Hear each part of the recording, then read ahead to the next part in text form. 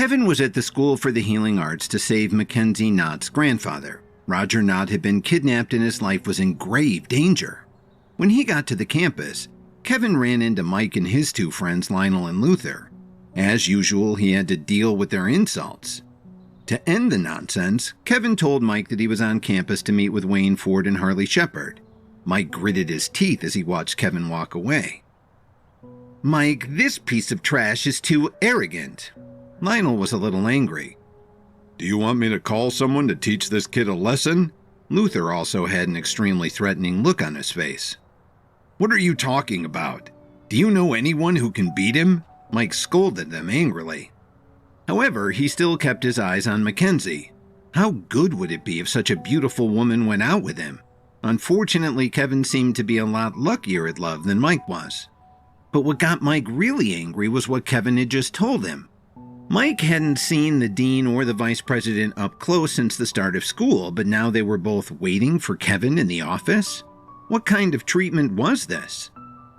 "Your grandfather is locked in the basement of the library. If you want to save him, you have to follow my orders to the letter," Kevin said with some regret. At first, he'd planned to use this situation to get back at Mackenzie, but he didn't expect Mike and his two boneheaded friends to show up and cause trouble. That threw a wrench into his plans. "Why should I listen to you?" Mackenzie suddenly stopped and looked at Kevin with eyes that cut through him like daggers. "Why did you stop here?" Kevin turned his head in confusion and was shocked by her expression. "Why are you looking at me like that? Is there spinach on my teeth or something?" "Have you felt me up enough?" Mackenzie asked him coldly. "Oh, right. Sorry." Kevin smiled awkwardly and pulled his arm from around her waist. "How are you feeling now?" Mackenzie asked with a sneer. "Pretty good. Your waist is so... What I mean is..." Kevin stopped before he finished what he was saying.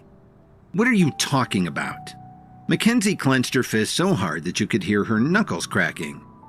"You better not mess around. This is school property, you know. Do you still want to save your grandfather?" Kevin subconsciously took a couple of steps back from her. Mackenzie's face changed when she heard him say that, and she pretended to be more cooperative. Kevin was stunned when he saw Mackenzie change her demeanor so quickly. He thought to himself that she should have gone into acting. It was such a waste of talent. "I heard you, okay, big brother?" Mackenzie bit her lower lip and looked down at the ground. "Don't be like that either. You should just talk normally. I can't keep up with you." Kevin scratched his scalp awkwardly. Mackenzie's face instantly darkened. She scolded him.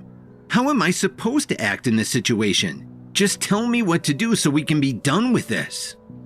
"You keep lookout in the stairwell. I'll go in and see what's going on. If it's possible, I'll call you in." Kevin looked at Mackenzie. She had a fierce look right then, like she was ready for a fight. Kevin could feel himself starting to sweat. He'd never dealt with someone like her. Why couldn't she act more gentle toward him? "Why should I stay here and let you go inside?" Mackenzie didn't agree with Kevin's plan at all. "Hey, slow down. We have to figure out the situation. Your grandfather's locked up in there, and I'm risking my life to save him. We have to be a little more careful." Kevin couldn't believe how reckless Mackenzie was. "Then, fine, but you have to hurry up." Mackenzie thought for a moment before finally agreeing to do what Kevin wanted. Kevin wiped the sweat off of his forehead and couldn't help thinking, "Good Lord, she's driving me nuts." After that, he left Mackenzie by the stairs and entered the basement alone. The lighting wasn't very bright. There were just 2 dim bulbs on the wall and nothing else. However, Kevin could clearly see someone tied to a pillar with what looked like a few dozen iron chains. "Are you there, Mr. Knott?" Kevin lowered his voice cautiously. When he heard Kevin, Roger Knott slowly opened his eyes. "There's no need to hide. Just come over here." Now that he had his answer, Kevin walked up to the man. Only then did he see the tattered clothes hanging off of Roger Knott's body. He had at least 10 wounds that had already started to form scars, and there were still a lot of bloodstains on his face. The poor man's face was pale, and his hair was messy. He seemed nothing like he did when Kevin first met him. All that was left was an empty shell of the man. He looked like someone who had just escaped from a disaster area. What a pitiful sight. Who are you? Roger Knott had a vacant look in his eyes as he spoke. I'm Kevin Williams, the champion of the Healing Arts School contest. Kevin spoke very respectfully as he greeted him. There's no reason for you to act so polite. I know that those 10 organizations are behind this. They're only interested in seeking power. As long as you're here, just give me a quick death and be done with it, Grandpa Knott said very straightforwardly. Kevin couldn't help but feel a sense of admiration for the man's attitude. Mr. Knott, aren't you afraid of death? We're born to live in this world. We don't have much control over our birth or death, so why fear them? Roger Knott laughed loudly after saying that. Come over here, kid, and give me a quick death. Tonight I'll have dinner with the ancestors of the Myriads. Kevin didn't answer him, nor did he make any sudden moves. Why aren't you attacking me yet? Are you hoping to get the secret of consolidation from me? Roger Knott looked at him and continued. I'd advise you to give up on this idea no matter how much you want it. It shouldn't fall into the wrong hands. Don't be so upset, sir. I'm actually here to save you. Kevin appeared very calm as he checked his surroundings. Save me? What kind of trick are you trying to pull on me? You people from the 10 schools are full of evil ideas. Roger Knott spat on the floor in disdain. I may not be the most powerful man around, but I know a few things, and I've forgotten more than you'll ever know. So don't give me any of your nonsense. Well, would you believe me if I told you that I brought Mackenzie with me? Kevin asked with a faint smile. The basement fell into silence. After a few seconds, Roger Knott suddenly became agitated. What the hell did you say? What did you do to Mackenzie? If you dare to touch a hair on her head, I'll make you pay, even if I have to come back and haunt you. Don't even think of using her to threaten me. I'll never tell you a thing about the secret of consolidation. Roger Knott continued to struggle, making all his chains start shaking. Unfortunately, he was tied up too tightly, unable to move at all. Can you please calm down? Kevin pleaded with him. He finally knew where Mackenzie got her bad temper. It seemed to run in the family. Kid, let me tell you, if you harm Mackenzie in any way, I'll make sure you regret it. The Myriads will cut you into little pieces. Roger Knott was so angry his face was changing color. First of all, I won't do anything to Mackenzie. Second, your men won't dare to do anything to me either. Kevin reassured the desperate man. He pulled out the Infinitude ID that Brett Stewart gave him, and more importantly, the Palladium Infinity Pendant the Night King presented to him. This is... Roger Knott immediately calmed down, and his eyes widened as he stared at Kevin's Infinity Pendant. The Infinitude Pharmaceuticals ID only proved that Kevin was with the Myriads. Roger Knott had already received the news that the Enforcer was from the Chicago branch, but he'd been busy with some matters and hadn't been able to meet him. But the Infinity Pendant was different. He was the representative of the Myriad's deputy leader. You? How could you? Where did you get this from? Roger Knott began to stammer as he spoke. This was given to me by my mentor, Kevin said with a smile. Can you trust me now, sir? And there's another thing you might not know. Brett Stewart and I are sworn brothers, Kevin added. Roger Knott looked at Kevin in shock. He felt like giving him a big hug, but he couldn't move because of all the shackles on his body. He could only nod his head and speak respectfully. It's a pleasure to meet you, Deputy Leader of the Myriads. You don't need to be so formal with me. I said that the Deputy Leader's pendant belongs to my mentor. Kevin quickly put the ID and the pendant back in his pocket. Now, do you believe me? You must be joking. It's like being rescued by a member of my family, Roger Knott replied with a smile. Kevin pulled out his night dagger and cut through 5 or 6 iron chains in an instant. We aren't just family. I'm the one who cured you during the Pearl family's auction. However, you were still unconscious when Mackenzie took you away. Not long ago, I helped her refine a repair pill, so we know each other very well. As Kevin said this, he cut through the iron chains with all his strength. All he had left was to get Roger Knott out of there safely, as long as nothing else got in his way. With Mackenzie agreeing to be his lookout, Kevin reached the basement of the Healing Arts School's library, where her grandfather was being held. Injured and tied up in iron chains, Roger Knott initially thought that Kevin was there to kill him until he flashed both his Infinitude Pharmaceuticals ID and the Night King's Palladium Infinity Pendant.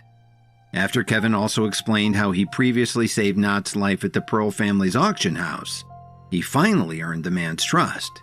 Kevin then started cutting through the iron chains using his night dagger. All they had to do now was to break free and escape. "So you're the one the Myriad sent to save me?" Roger Knott looked at Kevin gratefully. "It's just a small effort. There's no need to worry about anything now," Kevin reassured him as he continued to cut off the rest of the iron chains. "Mackenzie's waiting outside by the stairwell, so let's hurry up and leave. After all, we shouldn't stay here for long," Kevin said in a low voice.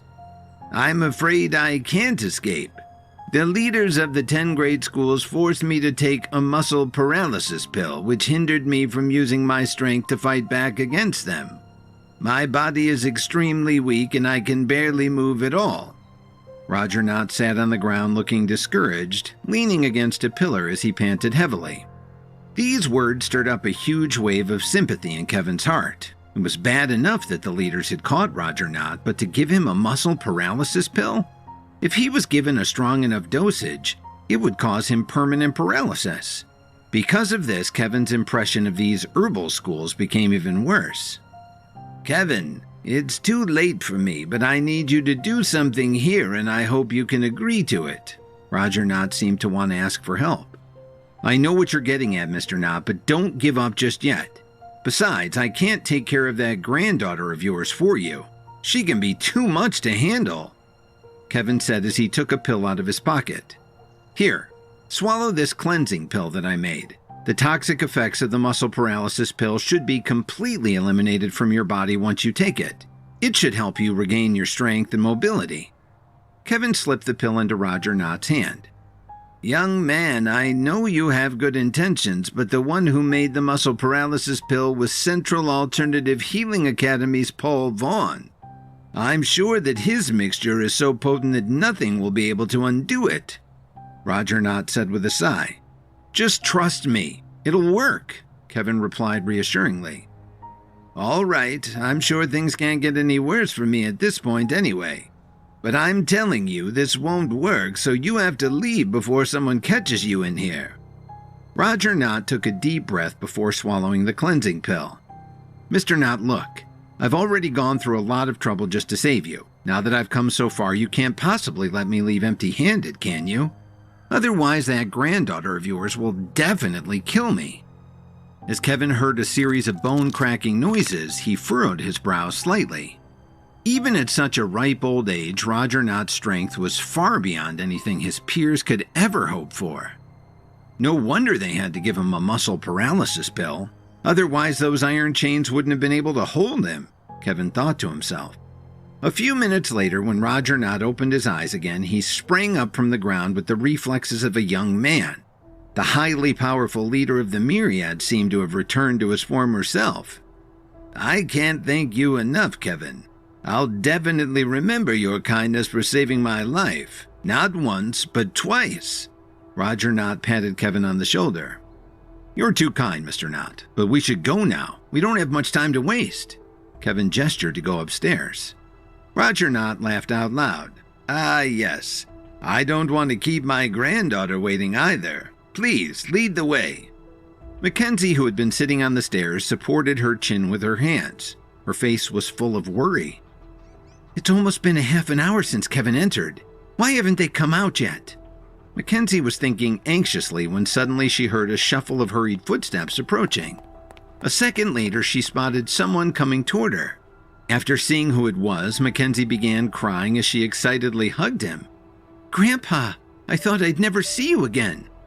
"Why are you crying, my dear? Isn't your grandfather alive and well now?" Roger Knott dotingly patted her back. I'm glad you're finally reunited with one another, but as much as I don't want to ruin this beautiful moment, I think it's best if we move along now. We're still inside the Healing Arts School. If those people guarding the library notice us, none of us will be able to leave," Kevin said in a hushed tone as he leaned against the wall and looked around vigilantly. "Kevin is right. Mackenzie, let's leave immediately."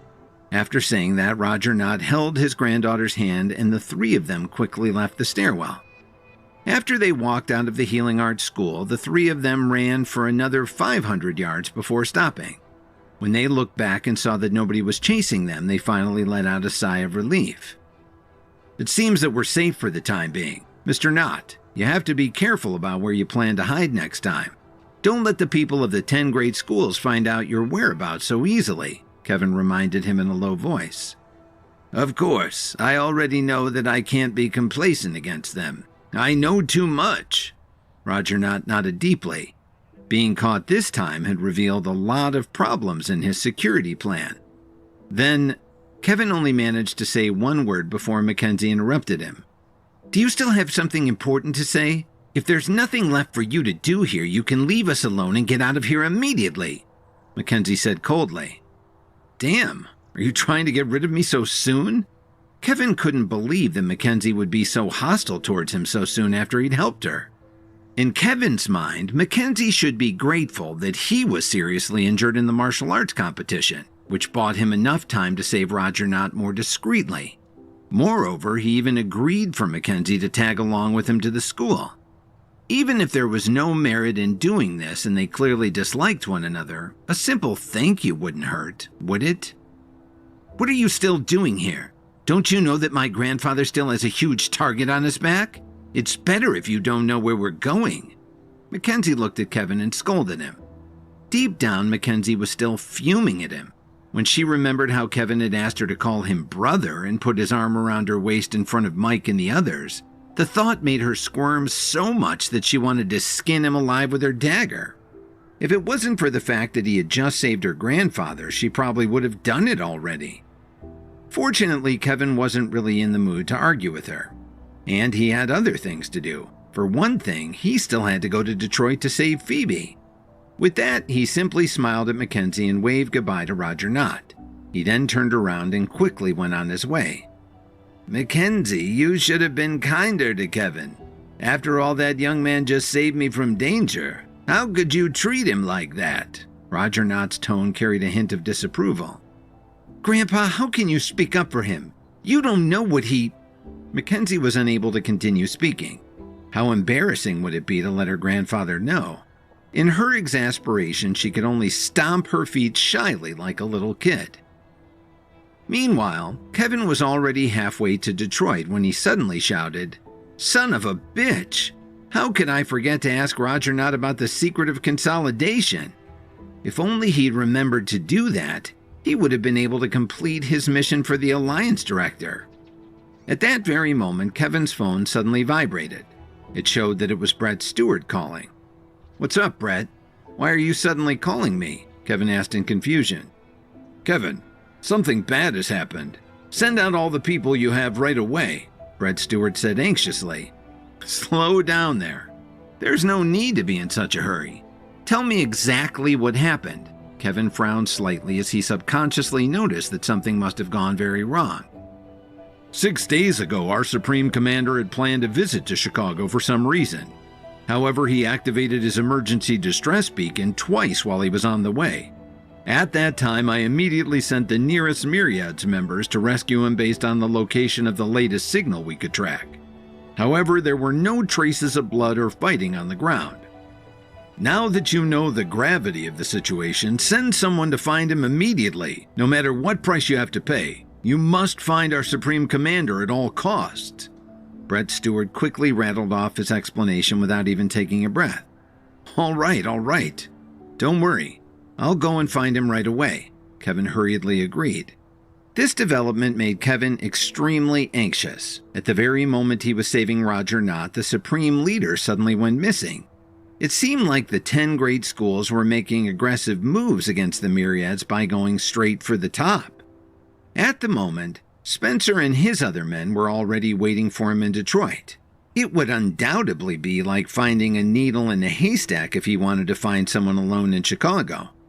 Given this, Kevin called Brett Stewart again and asked him to send a picture of the Supreme Leader. Otherwise, he would be totally blind in his search. Afterwards, Kevin called Cook. Mitchell, inform Drake immediately that I need him to help me find someone. Then he made another call. Emo, I've sent you the details regarding a missing person. Can you locate his whereabouts for me? Kevin must have dialed 5 or 6 numbers in a row. Just as he was thinking about contacting the Steele family, Dalton called him. Kevin, can you come to my house right now? Dalton seemed a little agitated. What's wrong, Dalton? Kevin was tempted to say no, but he couldn't say it out loud. Why was all of this happening at the same time? I'm fine, but while I was driving earlier, I saw a person lying on the road. I couldn't just ignore him, right? That's why I brought him back home with me. Anyway, the reason I called you was because his injuries are a bit serious. Hopefully you can bring me some of your medicinal pills over. If you were able to save me, you should be able to save him too, don't you think? Dalton briefly explained the situation. For a moment there, you really scared me. Do you know that? I thought the Williams family was looking to cause you some trouble again. Kevin let out a huge sigh of relief. But who had Dalton brought back to his home? After parting ways with Mackenzie and Roger Knott, Kevin was on his way to save Phoebe. Halfway to Detroit, Brett Stewart called to task him with finding the Supreme Commander of the Myriads, who had gone missing 6 days before while he was en route to Chicago. Since Spencer and his Myriads members were already in Detroit, Kevin started contacting some colleagues in Chicago for help when Dalton suddenly called. Kevin thought it was because the Williams family was causing trouble again, but to his surprise, Dalton asked him to save a seriously injured man that he had found and brought home. That's not the case. Anyway, enough of this chit-chat. Just hurry up and get there. Dalton hung up the phone after he finished speaking. At the time, Dalton was restlessly pacing back and forth in the guest room. Dalton, isn't he awake yet? Miranda walked in with a glass of water. I don't think he'll wake up anytime soon, given the severity of his injuries. Dalton took the glass of water inside. Dalton had been in Chicago for many years, and there were dozens of battle scars on his body from all the fights that he had been in. However, this was the first time he'd seen someone with such a serious injury. Not a single part of the man's body had been spared from harm, especially the wounds on his thighs and back, which were so deep that you could see his bones. Even Norman Steele, who was used to seeing bloodied and injured men, couldn't help but gasp the moment he saw the man. Was the alleviation pill that you gave him effective? Miranda looked at the stranger and asked worriedly. Unfortunately, it didn't have much of an effect. That's ideally used to treat minor injuries only, but in his case, his injuries are so severe that he's already lost a lot of blood. He's extremely lucky to have survived until now, so I hope that Kevin can arrive here as soon as possible. Otherwise, this man will really be in danger. Dalton sighed once more. They tried their best to bandage up the man earlier to stop his bleeding, but he knew that this was just a temporary fix to buy him some time. However, with such a serious injury, even when Kevin gets here, he'll still need to create a medicinal pill on the spot, won't he? Moreover, we don't have any gold and water gemstones with us. Will he still be able to save this man? Although Miranda didn't want to crush her husband's hopes, she couldn't deny the harsh reality of the situation. The two of them had a tacit understanding and didn't say another word about it as they just waited quietly in the guest room. There are still some things at work that I need to take care of. Can you stay here and watch over him? Miranda asked apologetically. Of course. I'm sorry that you have to put up with all of this. I know things have been really hard on you lately. Dalton held her hand and looked at her guiltily. Ever since he entered the healing arts school, all the businesses of the Steele family had fallen into Miranda's hands. However, this was a very difficult and often thankless responsibility to hold. And even though she was viewed as a strong and capable leader by many people in Chicago, Miranda still felt like she wasn't being treated as an equal. That's okay, Dalton. I have to go now. Miranda kissed her husband on the cheek and then left the guest room with a smile. When Dalton closed the door, the man lying on the bed suddenly woke up. Although he was very weak, he still managed to cough a few times. "Sir, you finally woke up." Dalton quickly walked over. "Do you need some water?" "Who are you? Where am I?" the man asked weakly. "My name is Dalton Steele. You're currently in my house. I found you lying on the road earlier," Dalton briefly explained. "So it was you who saved me." The man breathed heavily and introduced himself. "My name is Travis Adams, the Supreme Commander of the Myriads." Upon hearing this, Dalton could feel his head spinning. He'd always heard rumors about the 3 major underground organizations. While little was actually known about the most mysterious group, he knew that the heads of the Myriads and the Alliance were the 2 most feared individuals within herbalist circles. And now he was standing across from one of them. "Did I accidentally stumble upon a secret treasure?" Dalton thought to himself. At the same time, he realized he had another problem. "Who hurt you like this, Supreme Commander?" Dalton knew that it wouldn't be easy to hurt someone like Travis Adams, so his enemies must have been quite powerful. "They were people from the Herbalist Society and the 10 grade schools," Travis Adams shared as he revealed what had happened. Travis had fathered an illegitimate child who was raised in an ordinary family in Chicago. He would pay secret visits to his son almost every 2 months. However, about a week ago, his whereabouts had been exposed while he was on the way to see him. Suddenly, he found himself being attacked by all of these organizations who had joined forces to hunt him down. And in order to keep his son out of harm's way, he had to lead his enemies as far away as possible. Being vastly outnumbered by groups of men who had been sent from all directions, Travis could only fend them off in short bursts before being forced to retreat. And although he'd finally managed to escape, he had sustained heavy injuries, causing him to fall unconscious at some point. Needless to say, he was eventually found by Dalton, who just happened to be driving by the area on his way home from a meeting. After listening to Travis Adams' story, Dalton clenched his fist tightly. How could the 10 grade schools, even though they called themselves righteous, actually do such an evil thing? He then remembered what had happened to Kevin at the martial arts competition, which further increased his disdain for them. "I know I'm far from perfect, but although I've made some bad decisions in my life, I've always owned up to my mistakes.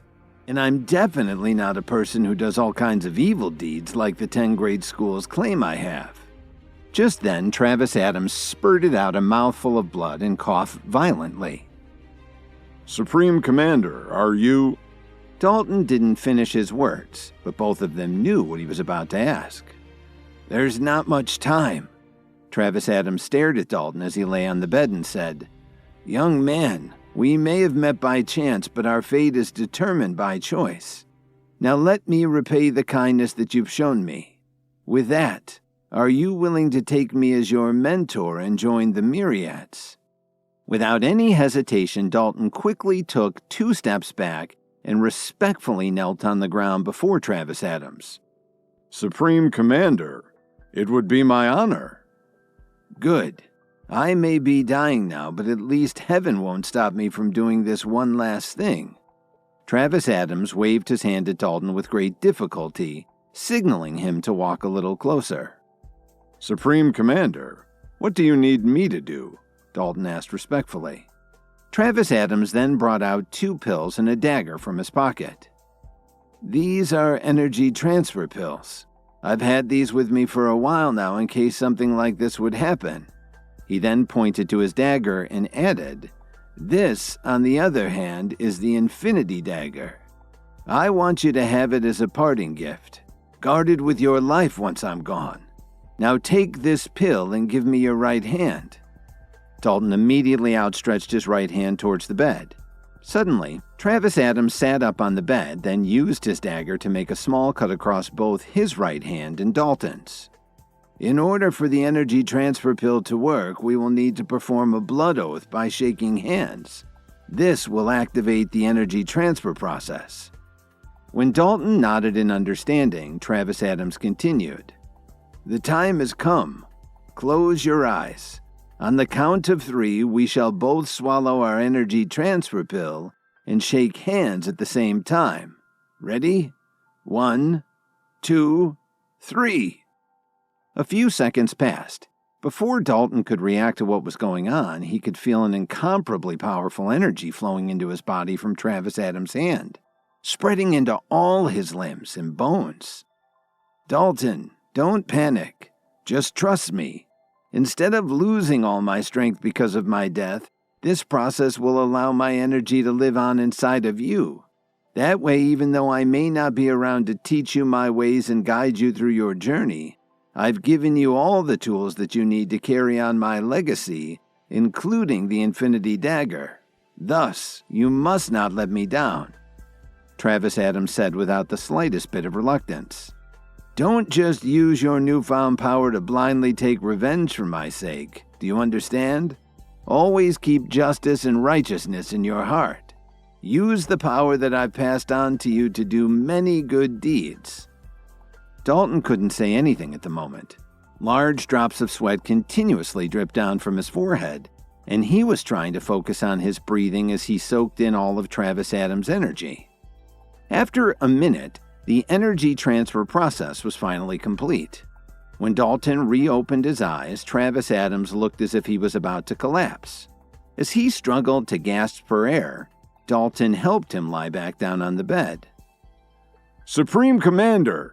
There was no joy in Dalton's heart.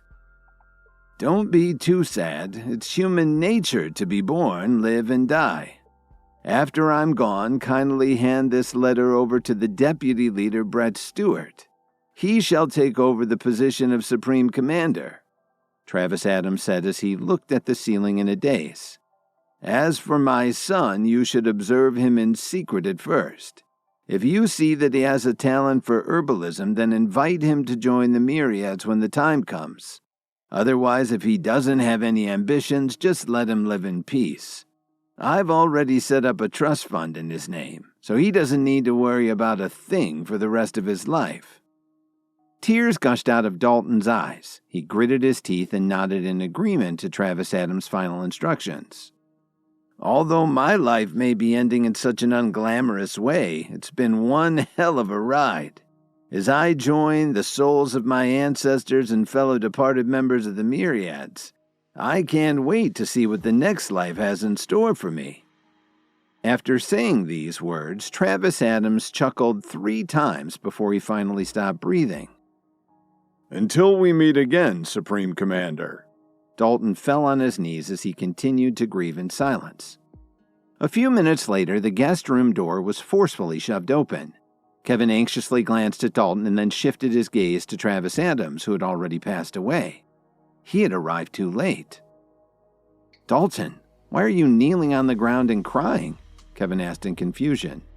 When they were talking on the phone earlier, Dalton had clearly said that the man was just a stranger who he had never crossed paths with.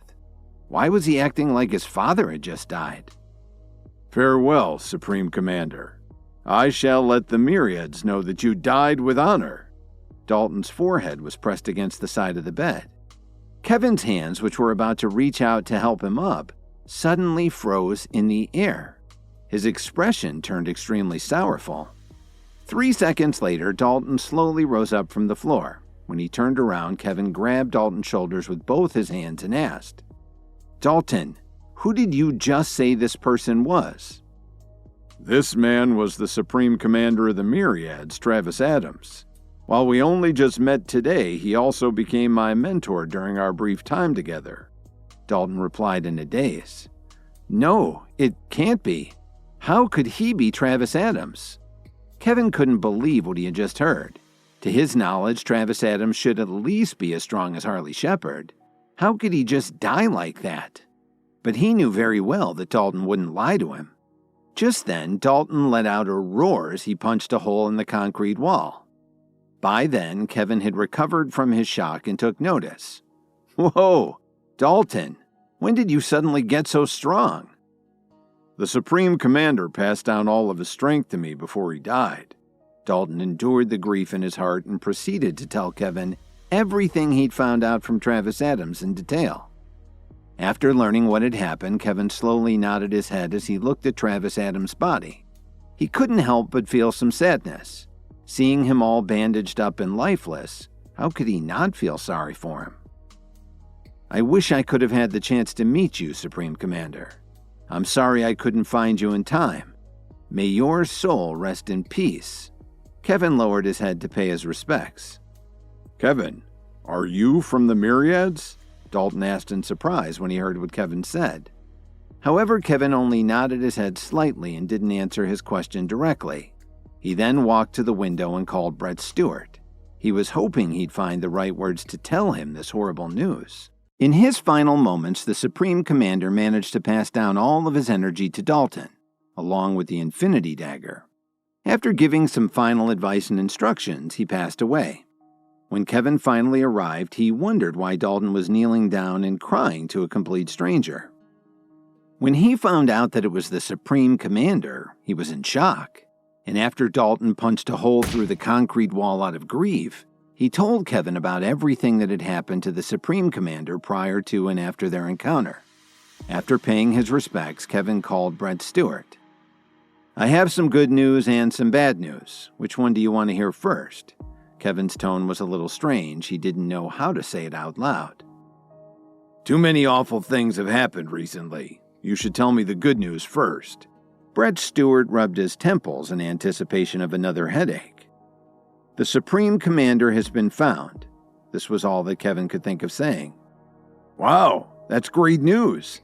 I've sent a lot of people to look for him over the past few days, but they all came up empty-handed. Meanwhile, I only told you about this less than 2 hours ago, and you already found him? Kevin, you've really made a great contribution to the Myriads." Brett Stewart praised him with immense joy. "When you return to the headquarters with the Supreme Commander, I'll make sure to put in a good word for you. He'll truly reward you well for your effort." Compared to Brett Stewart's excitement, Kevin seemed unusually solemn. He even had a bitter smile on his face. "Brett, don't get too excited. You still haven't heard the bad news." Kevin didn't want to make him too happy, especially given what he was about to say next. After all, this was a serious matter. "As long as the Supreme Commander has been found, how bad can it be? Just say it, Kevin," Brett Stewart said indifferently. The Supreme Commander had been attacked by people from the Herbalist Society in the 10 grade schools.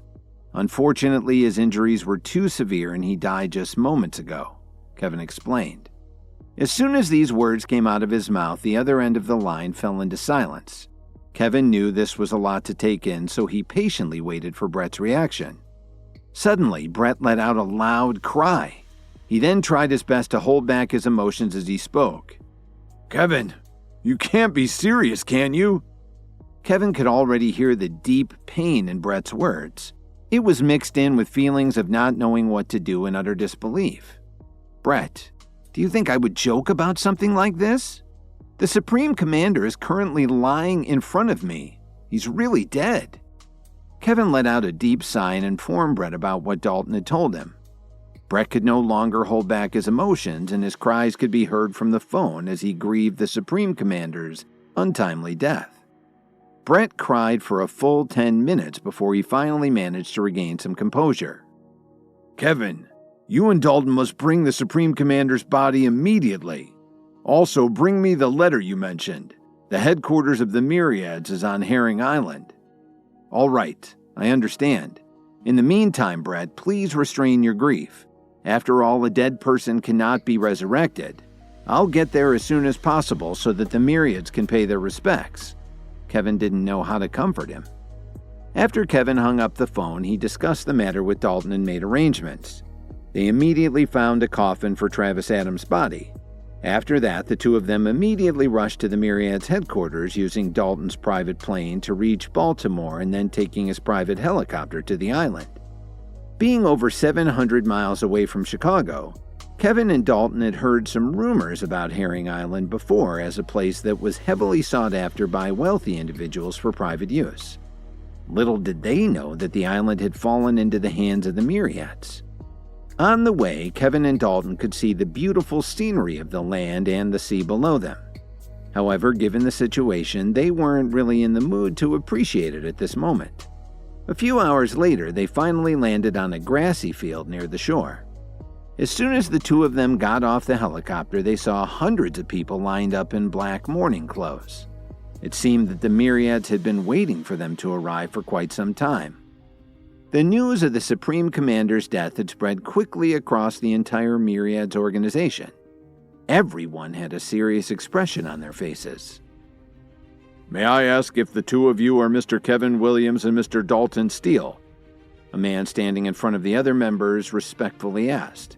He had a strong and muscular frame. "Yes. Who are you?" A look of surprise flashed across Kevin's eyes. "My name is Caleb. I was ordered by the deputy leader to wait for your arrival. He's currently leading the funeral ceremony at the Jade Pavilion. Please come with me immediately." After saying this, the man turned around and walked towards the island. As Kevin and Dalton followed Caleb, the other Myriad members walked behind them while carrying the Supreme Commander's coffin. While walking along a small path in the forest, Kevin and Dalton were surprised to find that the surrounding environment was very peaceful.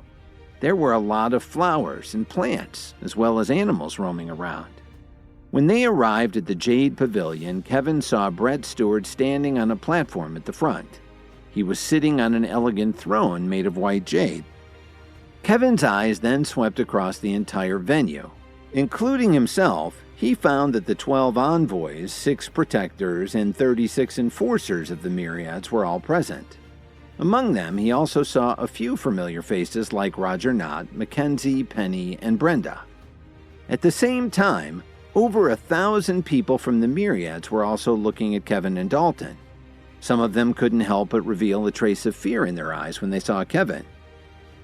"My dear brother, you finally arrived. You've come such a long way."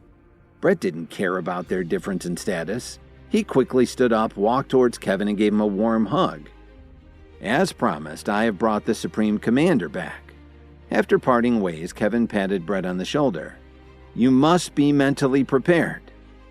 After saying this, Kevin snapped his fingers, and the Myriads members behind him brought the coffin to the platform. When Brett walked towards the coffin and opened it, his body trembled violently. He could no longer hold back his tears as he knelt down on one knee. The thousands of Myriads members followed suit and knelt down one after another as they cried out in grief, "Supreme Commander!" After crying for nearly half an hour, a beautiful figure slowly walked up to Brett Stewart and helped him up from the ground. "My love, don't cry anymore. The Supreme Commander has passed away." This person was Brett Stewart's wife, Katrina. It made her very sad to see her husband so despondent at his loss. "The Supreme Commander treated me like his own brother. Without him, I would never have reached the level where I am today. But why did he suddenly die? How could I not be heartbroken by his loss?" Brett hugged the coffin tightly, crying miserably. Just then, Kevin gave Dalton a look and asked him to deliver the letter the Supreme Commander had given him. "Mr. Stewart, don't be so heartbroken. Before the Supreme Commander passed away, he also told me that he wanted you to take over his position as the new head of the Myriads," Dalton explained unhurriedly as he handed Brett the letter. In an instant, everyone's attention was focused on Brett. They watched as he slowly opened the letter, which contained a token inside. He then read loudly, "I, Travis Adams, the 36th Supreme Commander of the Myriads, was unfortunately attacked and severely injured by the Herbalist Society in the 10 grade schools.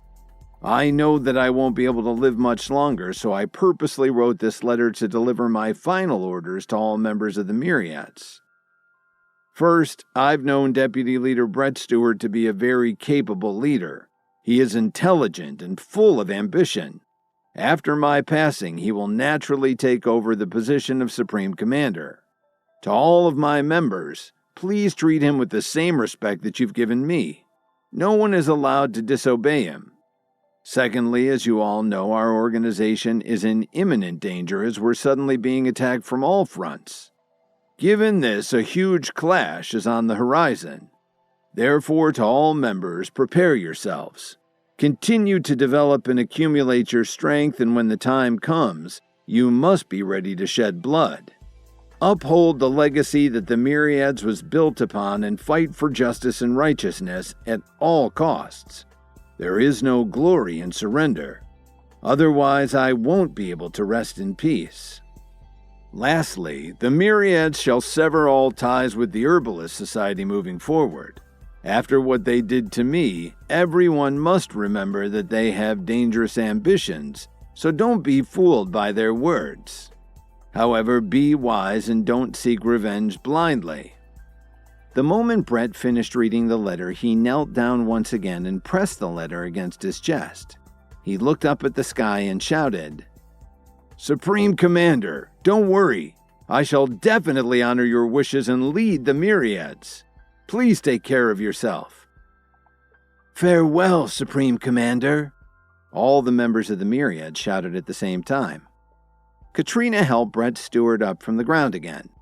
Suddenly, Roger Knott and another old man walked out from the crowd. "The Myriads cannot be without a ruler for even a day. Let us greet the new Supreme Commander." Hearing this, the rest of the Myriads knelt down and lowered their heads to acknowledge Brett as well. However, not everyone was convinced in their hearts. 3 of the 12 envoys stood quietly in protest as they looked coldly at Brett, who was holding the Supreme Commander's token in his hand. Were they planning to stop him from taking over the role of Supreme Commander? After the Myriads took a moment to pay their respects and grieve the Supreme Commander's death, Brett Stewart opened the letter that the Supreme Commander had left for him. In the letter, Travis Adams appointed Brett as his successor, warned the Myriads to prepare for an upcoming clash, and ordered them to sever all ties with the Herbalist Society for attacking him. Roger Knott and an old man then led the Myriads in greeting Brett as the new Supreme Commander. Suddenly, 3 envoys stood up in protest. They were not convinced of Brett's worthiness to lead them. "Brett Stewart, how can you be our new Supreme Commander? You don't deserve to be Travis Adams' successor," Viola Garcia loudly protested. She was quite displeased. Other than Viola Garcia, the other envoys who stood in protest with her were Alan Baker and Clark Robinson. Clearly, none of them liked him. In the past, they didn't agree with the decision to name Brett as deputy leader, feeling that they deserved the position way more than he did, given their level of strength and experience. However, since Travis Adams had always taken a liking to Brett's talent, the 3 of them held back their true sentiments out of fear of the former Supreme Commander. Now that Travis Adams had passed away, they were no longer afraid to express their disapproval. When the other members of the Myriads heard this, they were shocked. Some of them even started whispering to each other. "What do the 3 of you mean? Are you trying to go against the will of the former Supreme Commander?" Milton Brown, the old man who had stood up with Roger Knott earlier, questioned them coldly. What right did the 3 of them have to oppose this? "Mr. Brown, please don't understand. Viola Clark and I agree that Brett's strength level is too low to be a Supreme Commander. If he is simply allowed to inherit the position, it'll cause a lack of confidence among our members." Alan Baker looked at Brett mockingly, as if he was certain that he would easily be able to defeat him if they were to engage in a battle. "Then who do you think should become the next Supreme Commander? The 3 of you? If we were to use the same logic, none of you would be worthy either. I won't stand for this. You're clearly just using this as an excuse to draw support from the other members. What if we kick the 3 of you out of the 12 envoys?" Roger Knott stood up with a gloomy expression on his face and berated them. "Mr. Knott, what do you mean? The 3 of us have never offended you." Clark Robinson's brows began to furrow. Although Clark had a great amount of influence in the Myriads as one of the 12 envoys, his position didn't reflect how strong he actually was. At the same time, even though Roger Knott and Milton Brown were both considerably more powerful than most Myriads members, they were only in charge of leading the Enforcers and the Protectors. So while there was no shortage of powerful people in the Myriads, this didn't factor into their positions within the organization and vice versa. "Actually, it doesn't matter if you offend me or not, but the former Supreme Commander has already chosen his successor.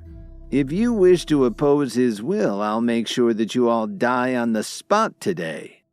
Roger spoke very casually, but no one present dared to doubt the gravity of his words. Mr. Knott, you are an elder of the Myriads. Even if the Supreme Commander doesn't have to be the strongest person here, I'm sure even you can admit that Brett's strength level is too low to be a worthy successor. In the future, our enemies will definitely make fun of us having such a weak leader, Alan argued.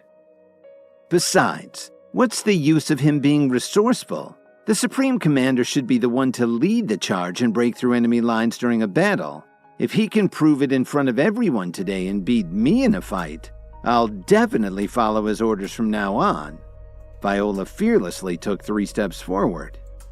What the hell are you trying to do? Roger Knott flew into a rage. You're only one of the 12 envoys. How dare you offend your superiors and demand a fight with the Supreme Commander? Do you have a death wish or something, Viola? I just want to prove a point. If Brett's strength is insufficient against someone like me, then it's difficult to convince the masses that they have a capable leader. Even if I kneel down before him today, other people might be unwilling to accept his mediocrity in the future. There are so many members of the Myriads. How can he lead them if he can't even defend himself? Viola continued to walk slowly towards Brett. Hearing this, the expressions of the surrounding members changed. Almost all of them thought that what Viola was saying was reasonable. A powerful organization really needed someone who could prove that he was strong enough to lead it. Roger Knott and Milton Brown were also in a dilemma. If they continued to let Viola act recklessly, and if she were to handily defeat Brett, how many Myriads members would still confidently look at him as a capable leader in the future? At the same time, although it wouldn't be difficult for them to kill the 3 envoys, doing so would undoubtedly be an admission of Brett's weakness and prove that they had a valid point. Defend yourself! Viola let out a disdainful snort as she threw a right hook at Brett Stewart. Roger Knott wanted to intervene and block the punch, but Milton Brown grabbed him by the shoulder to prevent it. He simply shook his head at Roger Knott as they both frowned deeply and looked on helplessly. Brett had no time to dodge Viola's fist at such a short distance, and his face immediately turned pale at the sight of the attack. Many of the Myriads members closed their eyes when they saw this scene unfolding. With Brett's blood about to splash everywhere, he was clearly outmatched by Viola, wasn't he? The corner of Viola's mouth revealed a proud sneer. However, just as her fist was about to hit Brett's cheek, Kevin suddenly moved in front of her. With lightning speed, he grabbed her wrist to instantly prevent her strike from landing. How dare you lay a finger on the Supreme Commander right in front of me? Kevin declared coldly with an expressionless face. Where did you come from? Do you want to die too? Viola furiously pulled her arm away and quickly extended her leg to kick Kevin in the head. Kevin! Brett couldn't bear to watch this. While he knew that Kevin was very good at fighting, Viola was a powerful force. It's all my fault. Brett Stewart's body started trembling violently. All of a sudden, a loud thud resounded across the entire venue as everyone looked in shock.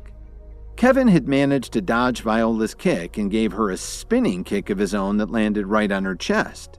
This sent her flying in the air before crashing into a pillar, causing her to spurt out a mouthful of blood. Struggling from the blow and wincing in pain, she was unable to get back up. Kevin! Brett Stewart's anxiety turned into excitement. He thought that Kevin would surely die at Viola's hands. He never knew how strong Kevin had become since their last encounter. Brett, don't worry. No one can touch you as long as I'm here today. Kevin casually brushed off some dust on his shoe without showing any sign of worry. After a brief moment of shock, Alan and Clark finally came back to their senses. Where did this guy come from? How dare he interfere in the affairs of the Myriads? Alan scolded. With that, both Alan and Clark rushed towards Kevin at the same time. Over my dead body? Dalton, who had been watching the entire time, suddenly swung at them with both of his hands. Before either of the two could react, Dalton delivered a left hook to the side of Alan's head and struck Clark's jaw with a right uppercut. With all of Travis Adams' energy flowing through him, Dalton's forceful strikes were so powerful that he instantly killed them both with one blow. Seeing this, the entire venue fell silent. Who would have thought that the three envoys who held high positions in the Myriads wouldn't even be able to withstand a single strike from Kevin and Dalton? "May I ask, what is your name, young man?" Milton Brown curiously asked. My name is Dalton Steele of Chicago, and the former Supreme Commander Travis Adams is my mentor, Dalton revealed as he brought out his infinity dagger. "Nonsense! That's impossible!" Viola uttered as she managed to stand up from the ground with trembling legs. "I've been in the Myriads for 20 years, but I've never heard of the Supreme Commander mentoring any student." Just because you've never heard of it doesn't mean that it isn't true. After I found the Supreme Commander and tried to save his life, he asked me to join the Myriads and take him as my mentor before he passed away. Dalton glanced at Viola indifferently. Viola was furious. "What proof do you have? Take it out. If you don't have anything to show for it, then you're just trying to deceive everyone." Viola then turned her attention to Brett. "I can't believe you, Brett. How dare you call an outsider just to help get you promoted?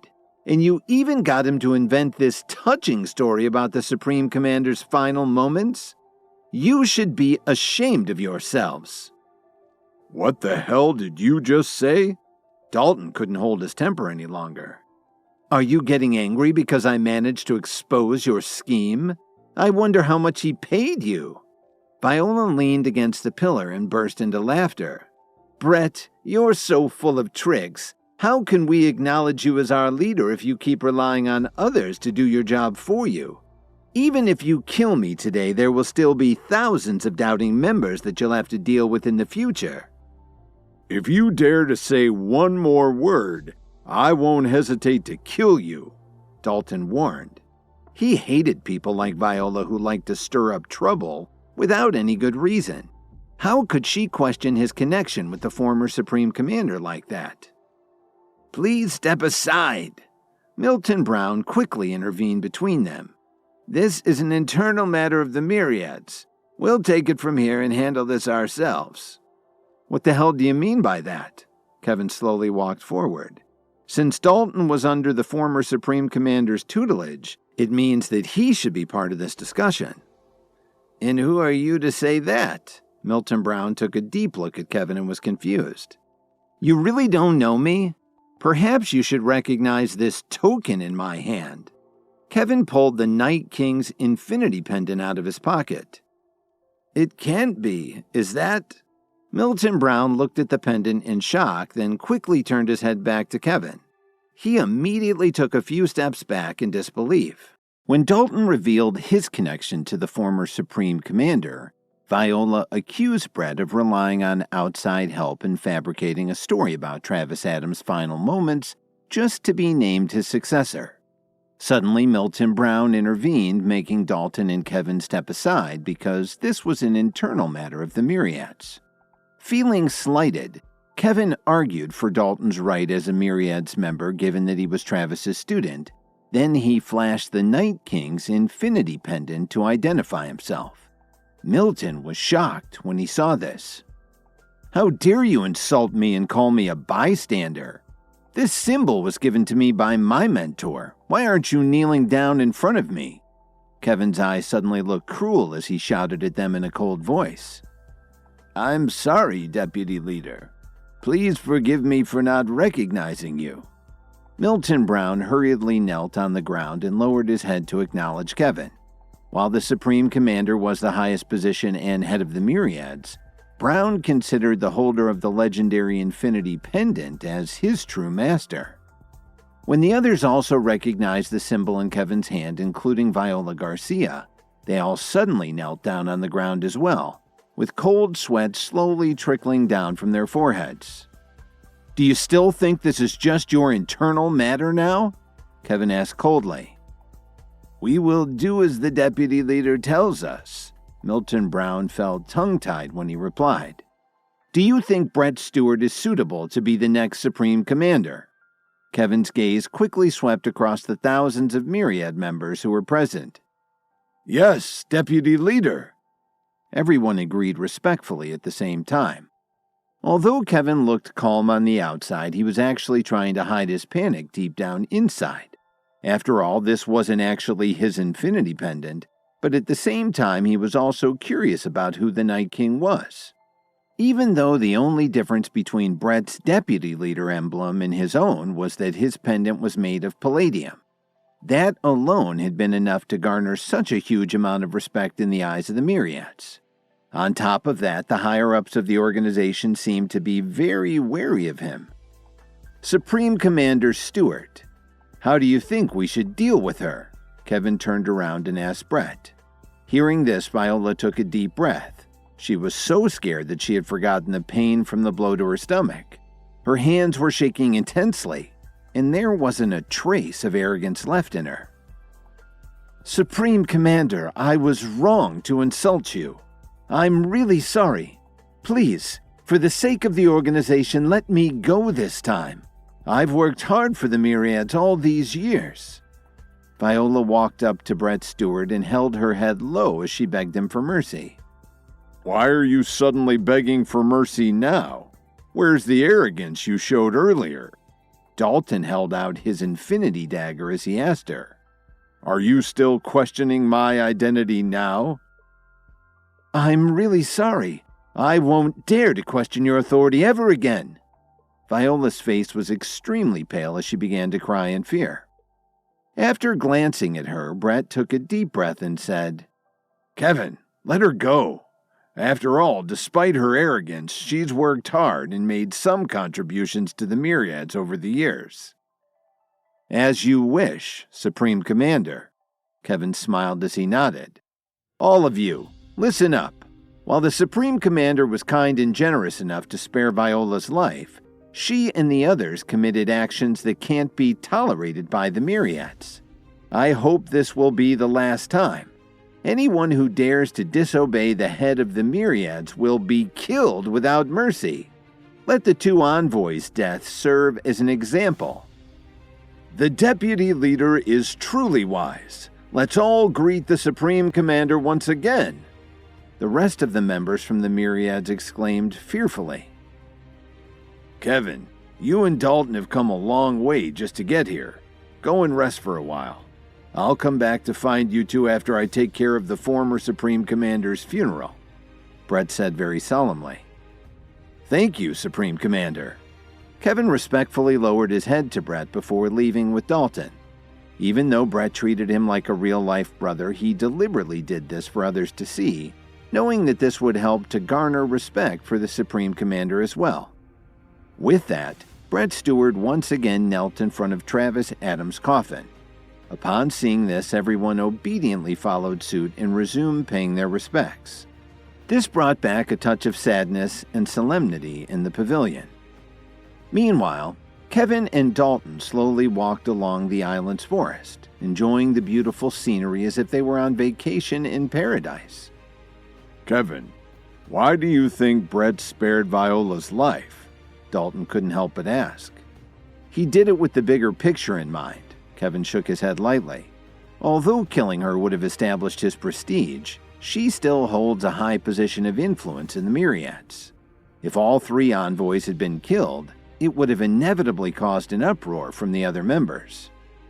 Now that Travis Adams is dead, the strength of the Myriads has been reduced drastically. If the 10 grade schools discover that the rest of its leadership is also in turmoil, it'll inevitably create an opportunity that they'll try to take advantage of, Kevin continued. Knowing this, the most important reason why Brett spared her is that he wants to show his benevolence to everyone. This way he won't just command fear, but gain respect amongst the other members in the shortest time possible. This includes the other envoys, protectors, and enforcers, as well as elders such as Milton Brown. After that, the two of them didn't talk much as the afternoon passed quickly. That night, Kevin only heard that Brett had already retreated to his room to rest, after being too tired and sad from leading the funeral ceremony and grieving Travis Adams' death. At the same time, inside the Williams family mansion in New York, Ariana Titus slowly opened her eyes and coughed a few times. "Ariana, are you all right?" Kelly Emmett quickly brought a glass of water over to her. "I'm still a little banged up from my injuries. Thanks again. I'm glad you found me." Ariana looked at Kelly with a gratified look. After all, it was all thanks to her that she had been saved in Chicago. "I really didn't expect that piece of trash would be so strong compared to our previous encounter. Could it be that during the time when he was gone, he obtained some medicinal pill that made him even more powerful than before?" Ariana wondered with a slight frown. She was still puzzled after being so easily defeated by Kevin. "Ariana, did you really get hurt by Kevin?" Kelly asked carefully. "Unfortunately, he got lucky," Ariana begrudgingly admitted and then coughed a few more times. Suddenly, she seemed to have thought of something and her eyes grew wide as she looked at Kelly. Meanwhile, in a luxurious mansion overlooking the city of Detroit, a beautiful figure sat by the window and soberly looked at the brightly lit skyline. Compared to before, Phoebe now looked a lot more haggard. Ever since she had been brought to the Hayes family household, she had been quietly serving them every day. "Phoebe, what are you thinking about?" A magnetic voice suddenly sounded. Then a man slowly walked up behind her and held her in his arms. "Jared, let go of me!" Phoebe struggled to break free from him. "Phoebe, what's wrong with you? You're my fiancé. Can't you let me hug you?" Jared's face immediately darkened. "We're not married yet, so nothing's official." Phoebe didn't even look at him. Ever since the collapse of the Hill family, the Hayes family had finally become the most prominent family in Detroit. Their eldest son, Jared, was incredibly handsome and had an impressive resume. And if nothing unexpected happened, he was set to become the heir of the family business. He seemed to be the perfect boyfriend. But why had he remained single all this time? Unfortunately, beneath Jared's squeaky clean appearance was a hidden temper with bad intentions. It was only because of his family's hush money and protection that he was able to maintain a glowing public image. And when Truman Anderson reached out to them again about having Phoebe marry Jared in exchange for a rejuvenation pill, his father, Clifford Hayes, was elated and didn't hesitate to accept his terms. "Are you still thinking about that piece of trash?" Jared sneered as he stared at Phoebe's figure. "So what if I am? You don't own me, Jared," Phoebe replied coldly. "Well, you're going to be my wife soon. When that happens, I better be the only man you think of."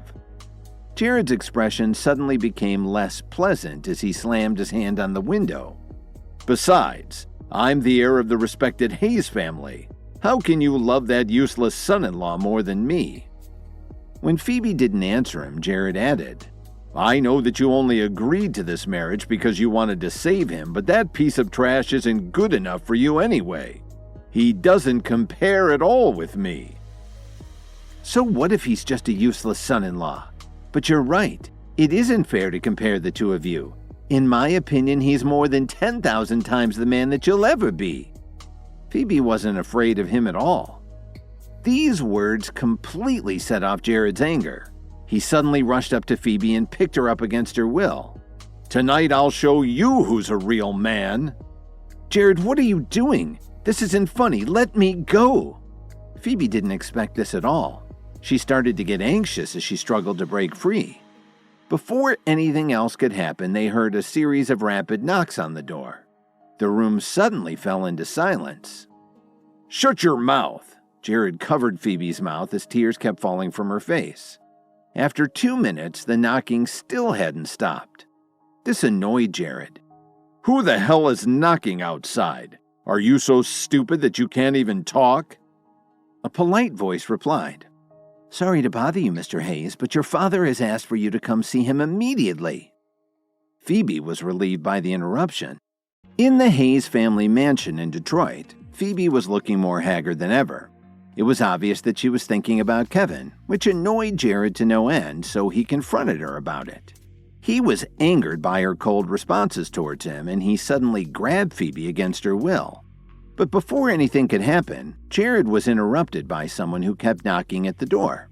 Eventually, he answered the door and was told that his father had asked for him to come over immediately to see him. "All right, I'll be right there." Jared took a deep breath. As soon as he let go of Phoebe, she ran to the other corner of the room and curled up into a ball.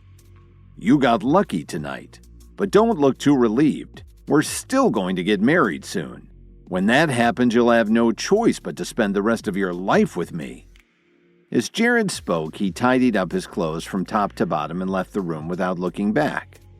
Phoebe was scared, but she didn't regret her words or actions at all as her mind slowly drifted back towards her yearning for Kevin.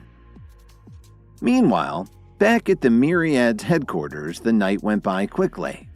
The next day, Kevin had just woken up when he was escorted to Brett Stewart's room. At the same time, Dalton was also brought over. "Kevin, did you sleep well last night?" Brett, who was sitting on a stool, looked a little drained. It was obvious that he was still grieving and had been unable to have a good night's rest as a result. "Brett, how are you feeling?" Kevin asked comfortingly. "The death of the Supreme Commander still makes me feel sad, but I know he wouldn't want me to stay this way forever. After all, looking at the bigger picture, his death is just a small part of the Myriad's existence." Although Brett Stewart sounded very sad, he was much better than the day before. Brett then handed a glass of champagne each to Kevin and Dalton.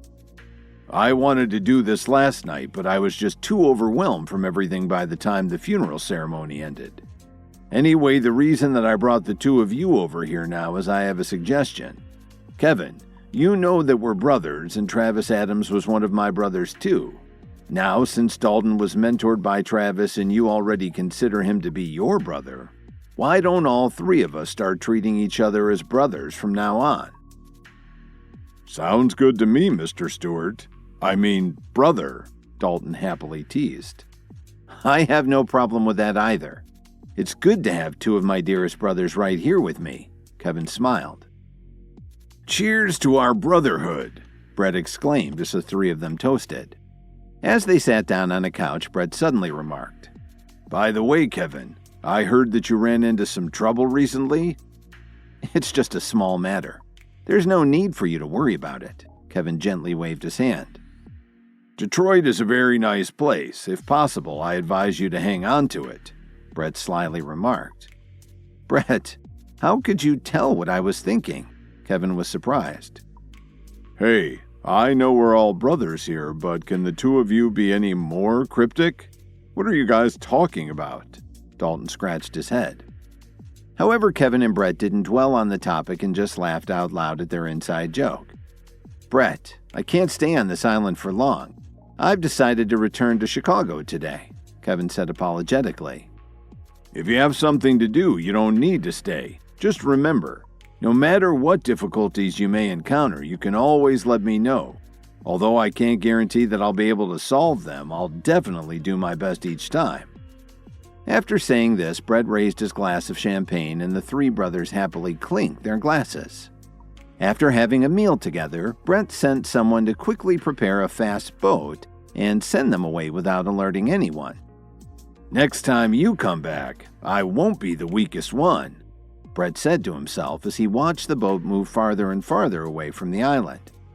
The first thing he did when he returned to his room was to go into seclusion and learn a technique that had been passed down in the Myriads for many generations. Only the Supreme Commander was qualified for it, and now was his chance to finally develop unparalleled strength. When Kevin and Dalton returned to Chicago, a few hours had already gone by. "Dalton, what do you plan to do now?" Kevin suddenly asked. "The 10 grade schools are just hungry for fame and power. I don't intend to continue studying in our school anymore." Because of Travis Adams' death, Dalton had a new understanding of what really was going on behind the scenes. So he no longer wanted to be associated with either the Healing Arts School or those so-called righteous organizations. "That's good. I have to go to the Herbalist Society Chicago branch now, so I'll talk to you later." Kevin waved his hand and was about to leave. "Wait a minute, Kevin. What are you going to the Herbalist Society for? With your skills in herbalism, you can't possibly be worse than those people. Plus, you know what they did to my mentor." Dalton quickly grabbed his friend's shoulder. Why was Kevin going to the Herbalist Society? After all, Travis Adams had mentioned that the Herbalist Society was one of the groups that attacked him. "Don't worry, I won't join the Herbalist Society, but there are some things that I have to deal with over there," Kevin reassured him. "All right, I understand. As for me, I'll send someone to find my mentor's son. After all, he's his only remaining relative." This was the last thing that Travis Adams told Dalton to do. It was therefore what he attached the most importance to. "Then let's part ways for now. We can go out for a drink the next time we meet.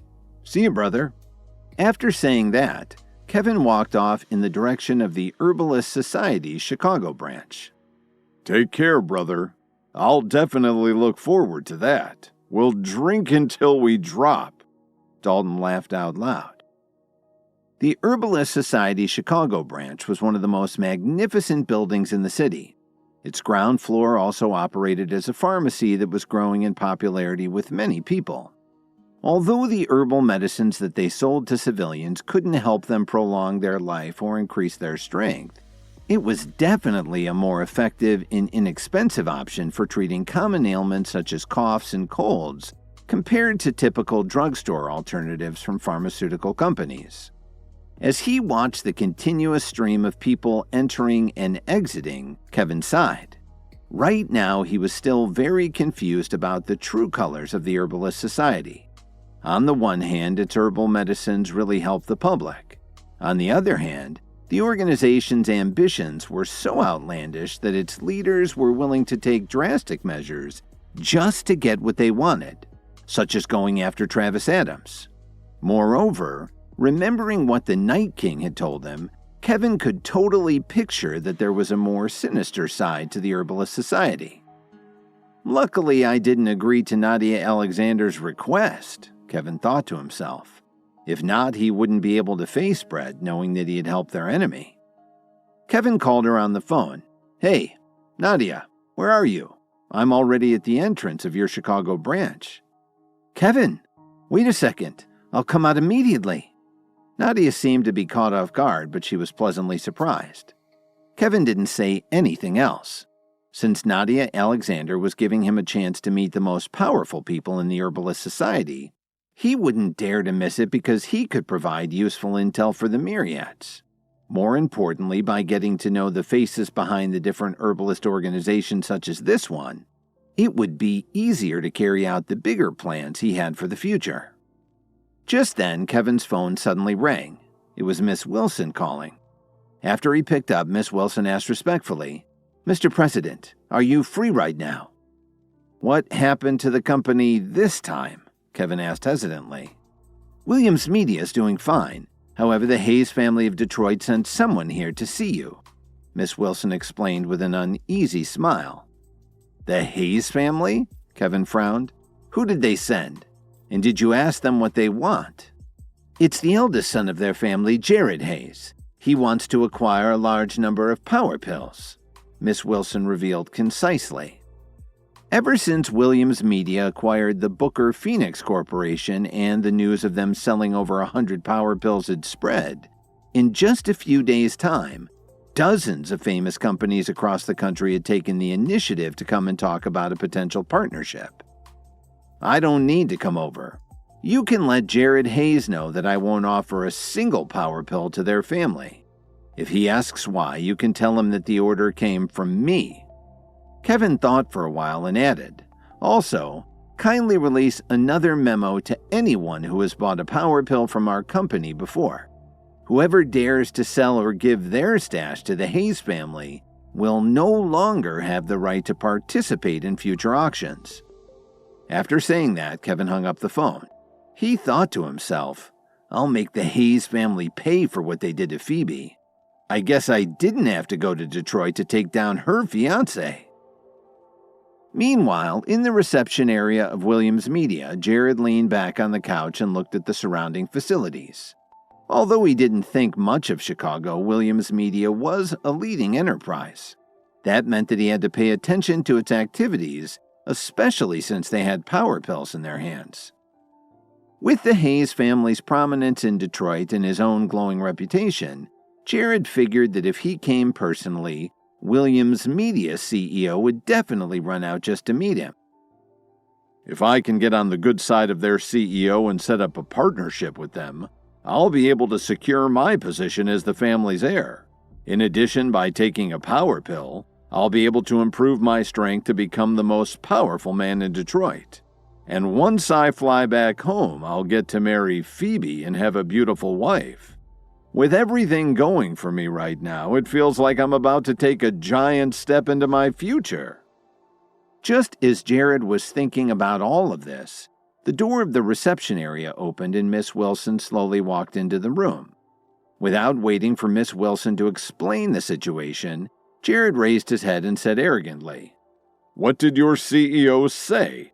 Do you know how precious my time is? I've already had 2 cups of coffee while waiting, but since I'm in a good mood today, I'll give him another 10 minutes. However, if he still doesn't come out, I'll have no choice but to cancel this potential partnership on behalf of the Hayes family." "Mr. Hayes, I don't think you need to wait another 10 minutes. You may leave now." Miss Wilson very politely extended her right hand and gestured toward the reception area's door. "What's the meaning of this?" Jared jumped up from the couch in shock. "Our CEO said he's not coming to see you, and he has no plans of offering you a power pill," Miss Wilson explained plainly. "What the hell? Is your CEO out of his mind? Does he know who I am? Isn't he aware of the Hayes family's prominent status in Detroit?" Jared sneered as he was beginning to lose his composure. Last night, Jared's father had repeatedly stressed the importance of obtaining a partnership with Williams Media in bringing back some power pills. But now, he couldn't even see their president face to face.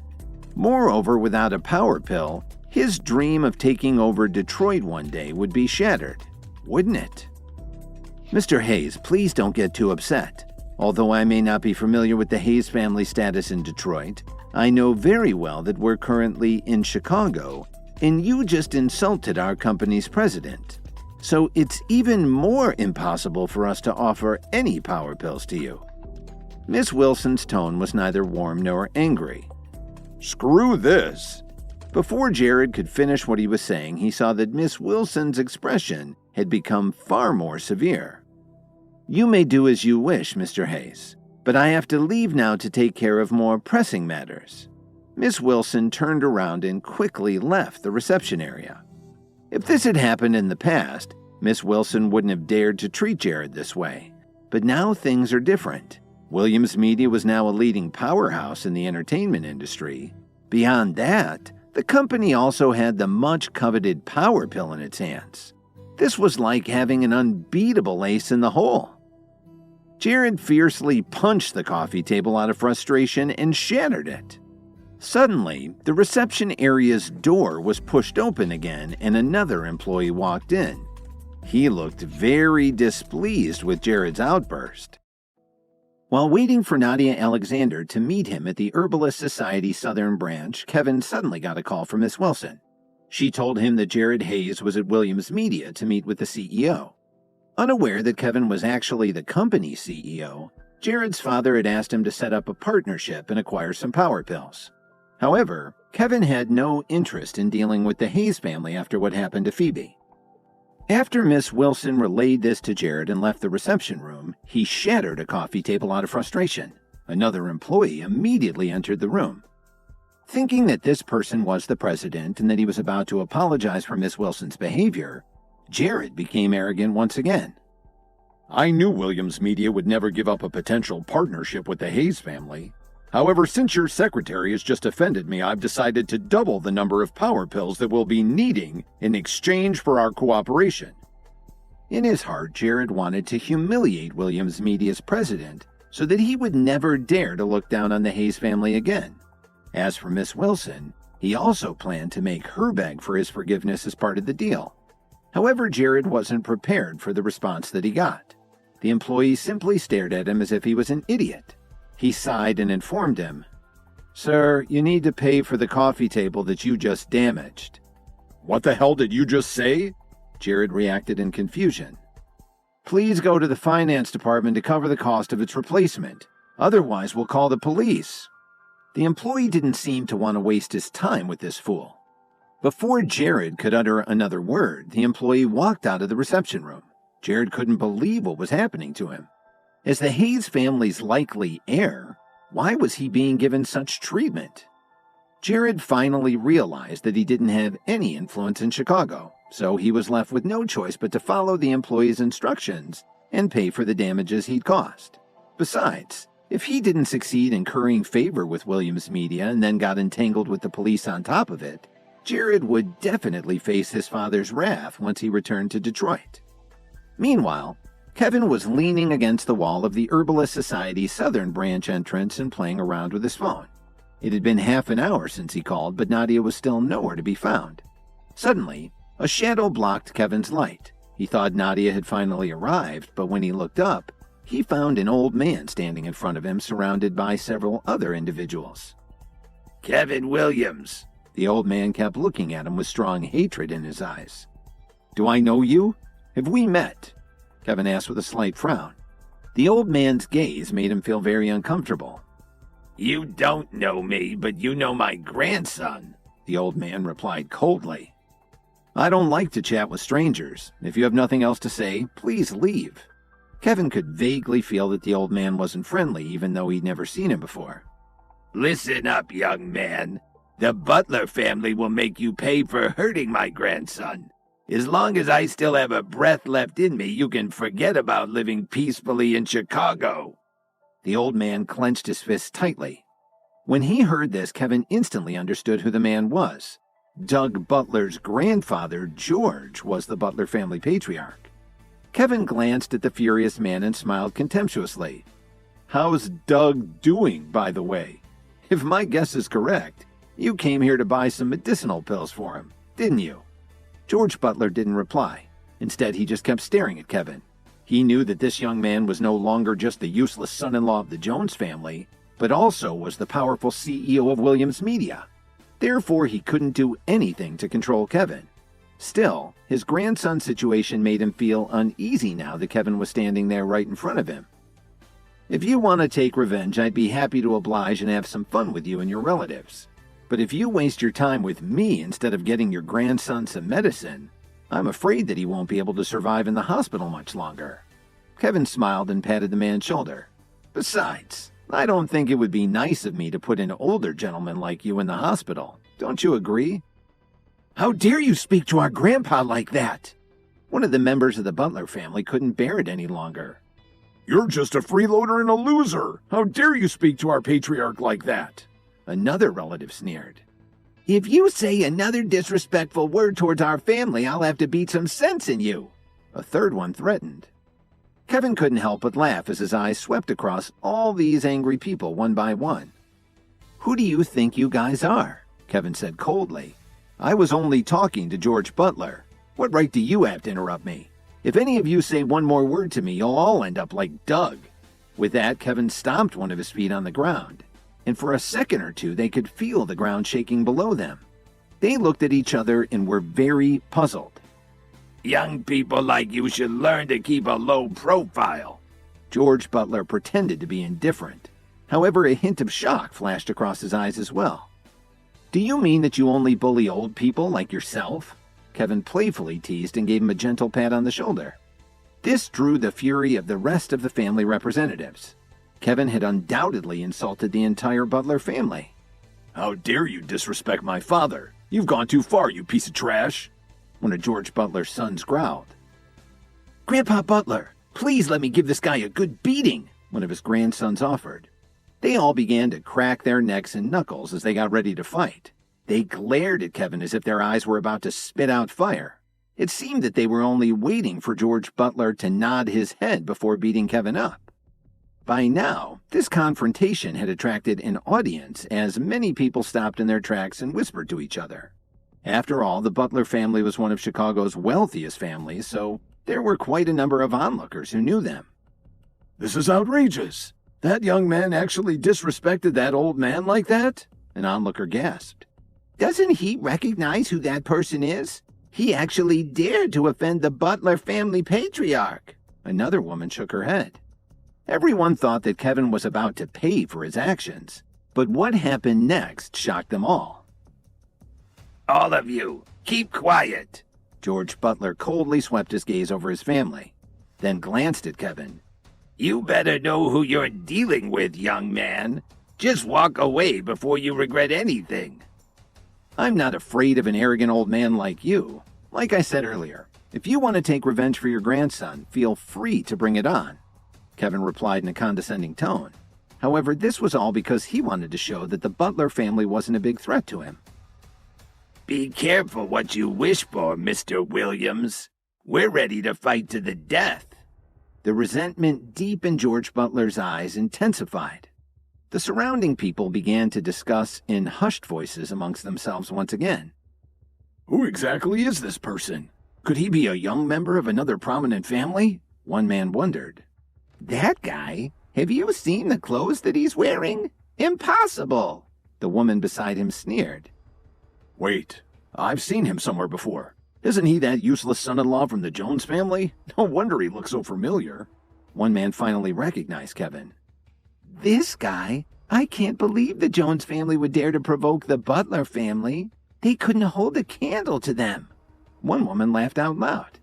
The rest of the people who were watching exploded in laughter as well, pointing their fingers at Kevin and mocking him. However, Kevin wasn't bothered by this at all.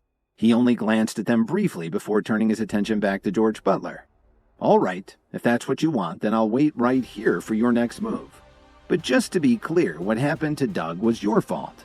All I asked for was a phone call. But I guess that mistake isn't something that your grandson alone can make up for. Just as George Butler was about to say something else, Nadia Alexander, along with a few senior members from the Herbalist Society's Southern branch, quickly squeezed through the crowd and walked over to them. The surrounding crowd couldn't believe their eyes. Nadia Alexander is here? George Butler's really got some friends in high places. An onlooker was impressed. How dare he cause trouble at the entrance of the Herbalist Society's Southern branch? That piece of trash will surely get his butt kicked. Another mocked in a lowered voice. After all, Nadia Alexander had a high rank and the crowd knew it.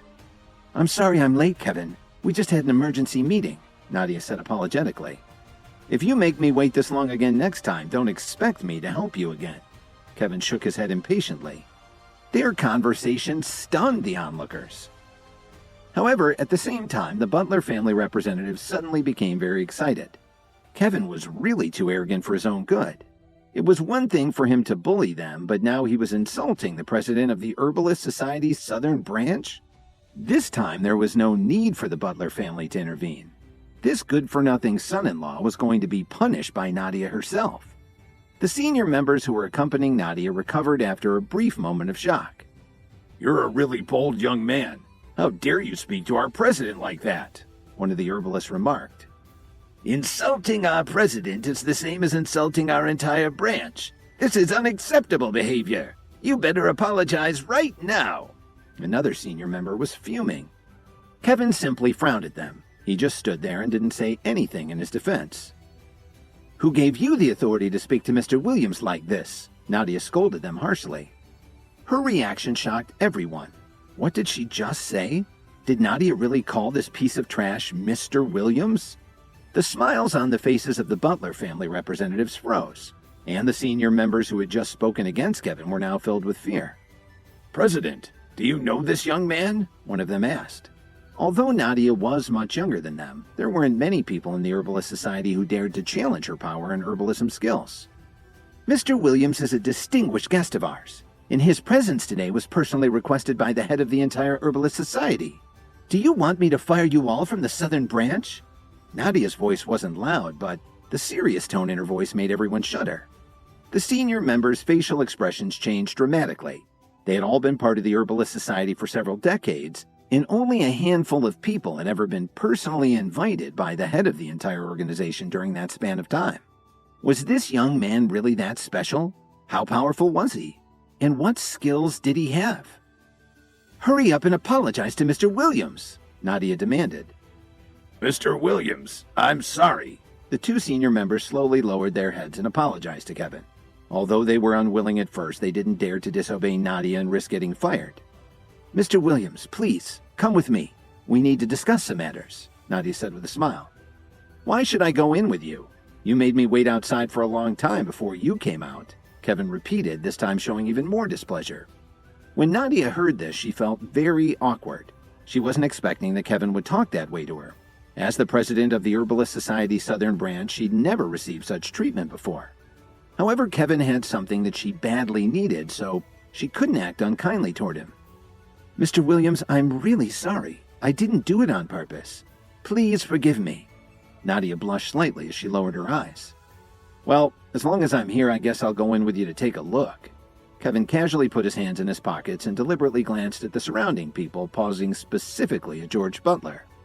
Kevin was subtly telling him, "Did you see that? Even the president of the Herbalist Society's Southern Branch is afraid of me. Who do you think the Butler family is?" George Butler could tell exactly what Kevin was thinking, and this silent defeat was even more difficult for him to swallow. His face quickly turned red, and he began to hyperventilate. After letting out a strange cry, he suddenly fainted on the spot. "Grandpa!" The Butlers quickly surrounded him. For a moment, they were at a loss as to what to do as they gave Kevin a strange and fearful look. Nadia didn't bother to attend to them as she quickly followed Kevin and walked toward the building's entrance, leaving the senior members of her organization to sort out this mess. As they went up to her office, Nadia remarked, "Before we go in, there's something that I think you need to be mentally prepared for." "What is it? Does it smell like a dead rat in here or something?" Kevin teased her. "Can you come up with a better guess?" Nadia couldn't help but roll her eyes at him. "Did something happen to the medicinal herbs?" Kevin's expression suddenly changed. "Well, why don't we go inside first?" Nadia quickly led Kevin into her office. She looked around cautiously and then closed the door. "What exactly is going on here?" Kevin's eyes looked serious as he gazed around Nadia's office. Kevin knew that the ingredients needed to refine the life prolongation pill were extremely difficult to find. If he made a mistake, it wouldn't be easy to gather all of them again. However, the medicinal herbs were nowhere to be found at the moment. Did the Herbalist Society run into an unexpected problem? Nadia got a very serious look on her face and then slowly told him what had happened. After discussing the matter with Kevin during Williams Media's Power Pill auction, the first thing she did when she returned to the Herbalist Society's Southern Branch was to order various resources from their headquarters. Among these, the most important thing was the medicinal ingredients for refining the life prolongation pill. However, an accident occurred in transit.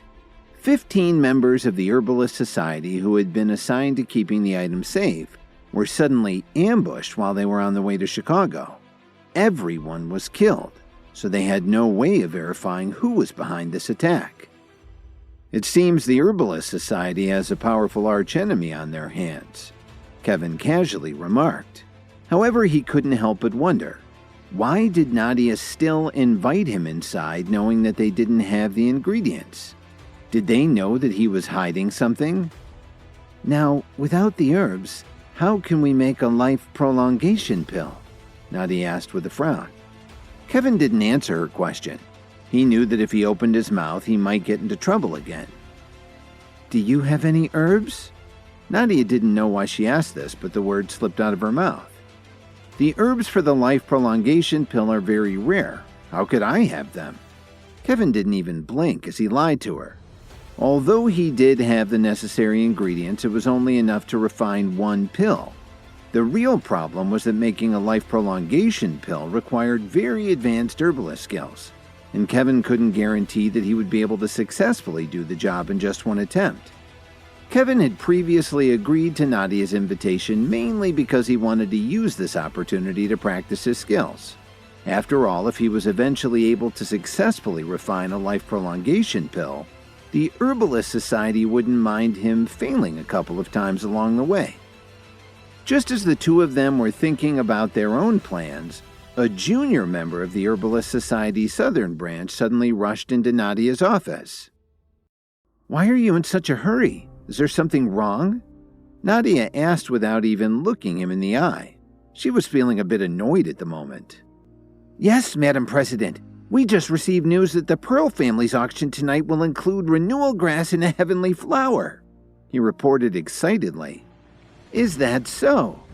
Nadia seemed to have found the solution to her problem. "Zane Pearl himself announced it about 2 hours ago," he replied respectfully. "All right, I got it. You may leave now." Nadia gently waved her hand. After the junior member left, Kevin smiled and asked, "Are you thinking what I'm thinking?" "I'm guessing you noticed it too," Nadia replied snappily. The two of them were thinking the exact same thing. Whether it was the heavenly flower or the renewal grass, both were outstanding medicinal herbs that were rarely seen in the world, so they would surely attract a lot of wealthy bidders. But they were also the two key ingredients needed to refine the life prolongation pill. Why did the Pearl family suddenly offer them for auction at the same time that the Herbalist Society lost the exact same medicinal herbs? How could there be such a coincidence? Something fishy was going on, but who would believe them? "How do you think we should handle this?" Nadia asked in a low voice.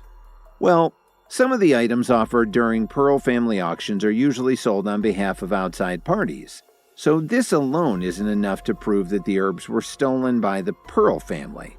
Although this is technically an issue of the Herbalist Society, and since I'm just an outsider, I can't interfere without raising suspicion." After saying this, Kevin suddenly thought for a moment and continued, "But no matter what the truth is, we have to participate in the auction. No matter how expensive they may be, we have to get those herbs." "This is the only way." Nadia sighed deeply and agreed. But Kevin frowned. He vaguely felt that things weren't as simple as they seemed. Meanwhile, many well-dressed people were gathered together inside a luxurious mansion. "My condition is getting more and more serious. Has there been any news from the Herbalist Society?" the old man asked in a deep and solemn voice. As his bright eyes looked into the distance, the old man didn't make any excessive movements while seated, but he somehow gave the people who were present a feeling that they should avoid making direct eye contact with him. 2 days ago, the Southern Branch's president, Nadia Alexander, sent a message. She said that she had found someone who could refine the life prolongation pill, but for some reason, she hasn't arrived yet. A middle-aged man answered respectfully. When he announced this, everyone else in the room let out a sigh of relief. The old man was the family's patriarch whom they all relied on. "What's the reason for her absence? Maybe Nadia has been in one of the highest positions in the Herbalist Society for a few years now, but has she forgotten who's really in charge?" The old man was obviously not satisfied with the news. "Send someone to inform Nadia immediately. If she wants to continue to keep her position, she must bring the life prolongation pill for my father right now," the middle-aged man shouted.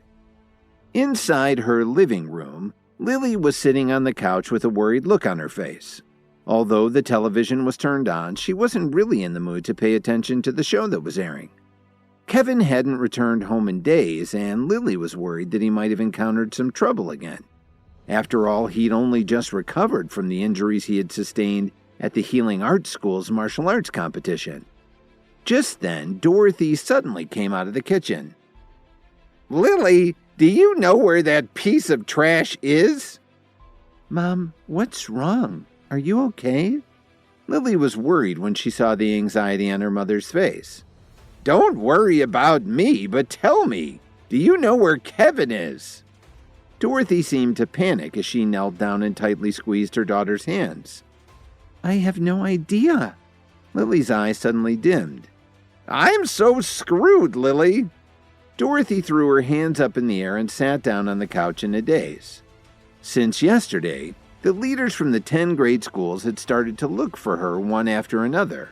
After promising them that she would get them all some power pills, they all wanted to know whether she had gotten her hands on any or not. How could Dorothy respond to this? She didn't even know what a power pill was. She could only say that Kevin was still looking for more with all his might. But as soon as she left their apartment building that day, she bumped into Paul Vaughn from the Central Alternative Healing Academy.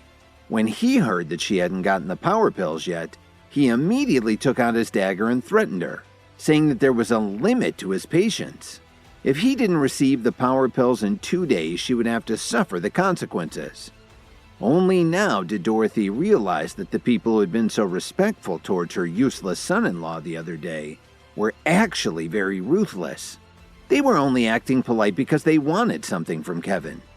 Dorothy had acted so tough and arrogant because she thought that they were just a bunch of rich people with no common sense. And as long as Kevin was able to supply some power pills, she would reap the benefits. However, she never expected that Kevin would suddenly disappear without even sending a message. And with all these powerful men going after her in his absence, Dorothy was currently at a loss about what to do. "Where do you think that piece of trash went? Why hasn't he come home yet?" Dorothy asked fiercely. "Mom, you were the one who told him not to come back until he found his elusive mentor," Lily muttered weakly. "Why did he take my word so seriously? We wouldn't be in this situation if he just found a good-paying job in the first place. I used to tell him all the time to work hard to make money. Why didn't he listen to me back then?" Dorothy sighed. No matter how much she hated her son-in-law, she wished she could find Kevin immediately. "Mom, let me ask you something. Did the people who came to our house the other day come looking for you?" Lily also began to realize that something was wrong. When did Dorothy ever care about Kevin's whereabouts before? She never wanted him home. "Lily, I don't know how you do it. I want Kevin to be back home tonight, and I also need to get those pills. Otherwise, he won't be welcome in my house ever again," Dorothy anxiously demanded. Those people were obviously not to be messed with, and the best way out of this situation was to get Kevin back as soon as possible. As long as he got those power pills, wouldn't she still reap huge benefits? When she thought about these things, Dorothy started to admire herself again for being so smart. But Lily didn't answer her mother. She could tell that Dorothy had gotten herself into a tricky situation with all of those powerful men the other day. With Kevin not answering her phone calls or even replying to her messages, where would she go to find him? Meanwhile, Kevin was completely unaware of what was happening at home. He just sat on Nadia's chair and leisurely drank a soda while thinking about the Herbalist Society's missing herbs in the Pearl family's auction. Just as Kevin was starting to enjoy himself, his phone suddenly rang. He checked his phone and saw that it was Zane Pearl calling. This surprised him. After all, ever since the last Pearl family auction that he attended, the two of them almost had no contact, let alone any interactions. "Mr. Pearl, to what do I owe the pleasure of this call?" Kevin playfully teased him. "Kevin, why are you being so formal? After all, we're brothers. Anyway, I've been busy with family matters lately, so I haven't been able to keep in touch. Don't get mad at me for ghosting you." Zane started to laugh as soon as he said this. "No worries, Zane. I was just messing with you. Anyway, I'm sure there's a reason why you're calling me. What's up?" A smile appeared on Kevin's face. He knew very well that Zane was a person who wouldn't call unless he had something important to tell him. And even before Zane could say anything, he already knew that it was most likely about the auction. "Well, the Pearl family is going to hold another auction. I specifically called to ask you if you have the time to come and take a look," Zane said with a smile. "If you find something you like, I'll ask someone to hold it for you. I'll even give you a discount on the price." "Come on, Zane. Why don't you just give it to me for free?" Kevin teased. "You know I can't do that, Kevin. It's not up to me to decide anyway. Besides, the Pearl family only operates a small business. At the end of the day, we're just here to make a living," Zane shamelessly quipped. It was obvious that he had used this line before on other people. Kevin could only roll his eyes when he heard this. If the Pearl family auction was merely a small business, how rich would Chicago be? "Anyway, do you have the time? If you come, I can save a seat in the first row for you." Zane seemed to be in a hurry. "I'll be there. Please reserve 2 seats for me. I plan to come with the president of the Herbalist Society Southern Branch, Nadia Alexander." Kevin happily agreed. "Kevin, since when do you get along with the Herbalist Society?" Zane asked in shock. Prior to calling Kevin, Zane had done some careful research on him. According to the information he received, because Kevin was just known for being the useless son-in-law of the Jones family, he had been looked down upon by many people in Chicago for the past few years. However, the more Zane found out about him, the more he realized that Kevin had been hiding his true power from everyone all along. When Kevin made a name for himself in the Healing Art School's martial arts competition, Zane noted how Wayne Ford didn't hesitate to cause trouble with the Union for him, cutting ties with its mysterious leader with just a wave of his hand. Zane also found out that the leaders of the 10 grade schools had paid him a visit a few days ago to purchase some power pills. That was why he'd made up his mind and decided that he would try to get close to Kevin. If his power and status really took off in the future, the Pearl family would be able to obtain a lot of benefits from him. "Don't tell me you've joined the Herbalist Society." Zane gulped. He'd really made the right call about befriending Kevin. "Sorry to disappoint you, but I didn't join the Herbalist Society and I have no intention to do so. It's just that its Southern Branch's president had been counting on me to help with something." Kevin replied proudly. "That's so kind and awesome of you, brother." Zane praised him happily. "I'll keep those seats reserved for you then. See you guys tonight." "No problem." Kevin hung up the phone. He tapped his fingers lightly on the side table as he was deep in thought. "Since the Pearl family wants to cause trouble, I've got a lot of fun in store for them tonight." Kevin began to get a cunning smile on his face. Suddenly, his phone rang again. This time it was Lily calling him. After hesitating for a second, Kevin deliberately left his phone on the table and let it ring. It wasn't that he wanted to ignore Lily, but since the leaders of the 10 grade schools had already found their home, he would only be putting her life in more danger if she knew where he was right now. So Kevin had to act cold and remain unreachable for the time being. His priority right now was the auction. Zane Pearl had officially invited Kevin to attend the Pearl family auction later that night. He did this in hopes of befriending Kevin and gaining benefits from being associated with him. However, Kevin had his own plans to teach the Pearl family a lesson for the trouble they caused while obtaining the renewal glass and the heavenly flower so they could refine the life prolongation pill. Shortly after Kevin confirmed that he and Nadia would attend, Lily tried one more time to call him on behalf of Dorothy. However, Kevin deliberately chose not to answer, fearing that knowing his whereabouts would only put his wife in more danger from the 10 grade schools. Time passed by slowly. The Pearl family auction was set to start at 8 p.m. that evening, and Kevin arrived with Nadia Alexander by 7:30 p.m. "You stay here for a while. I need to go somewhere else for a bit. I'll come back and find you just before the auction starts." As soon as Nadia finished speaking, she left the auction house with a few people. Kevin didn't ask her why. After all, it was the Herbalist Society's business, and he was just an outsider. The Pearl family's auction had been famous for many years, and it always attracted the interest of many wealthy and prominent individuals, including some familiar faces that Kevin recognized. "Well, if it isn't that useless son-in-law, Kevin, what is a piece of trash like you doing here at such a prestigious auction? What can you afford to buy?" Sherwin Blair sneered as he walked up to Kevin along with his entourage. "What are you guys doing here together?" Kevin looked at the people in front of him with surprise. Blanca Steele, Rain Steele, Sherwin Blair, and Mike Tripp, all hanging out with each other, seemed like a terrible idea. What a toxic group. "More friends leads to more opportunities. Do we need your permission to make friends?" Mike glared at Kevin. "There's no need for that, and even if you wanted to tell me, I wouldn't be interested in finding out. I guess birds of a feather really do flock together." After saying that, Kevin turned around and was about to walk away. "Wait a minute, Kevin. Don't be in such a hurry to leave. The Pearl family auction will start in less than half an hour. Aren't all of us here either your friends or classmates? Since we already know each other pretty well, why don't you stick with us?" Sherwin Blair looked at him and said, "In case Kelly finds out later, she can't say that I didn't take care of you." "What are you saying? Even if we bring him to sit with us, what can a useless son-in-law buy? This isn't charity work." Blanca grumbled unhappily. "That's right. Just talking to this kind of person makes me feel like I'm lowering myself. Rain pinched her nose in disgust, as if she was afraid of smelling Kevin's scent. If you want to be with him, don't sit anywhere near us sisters.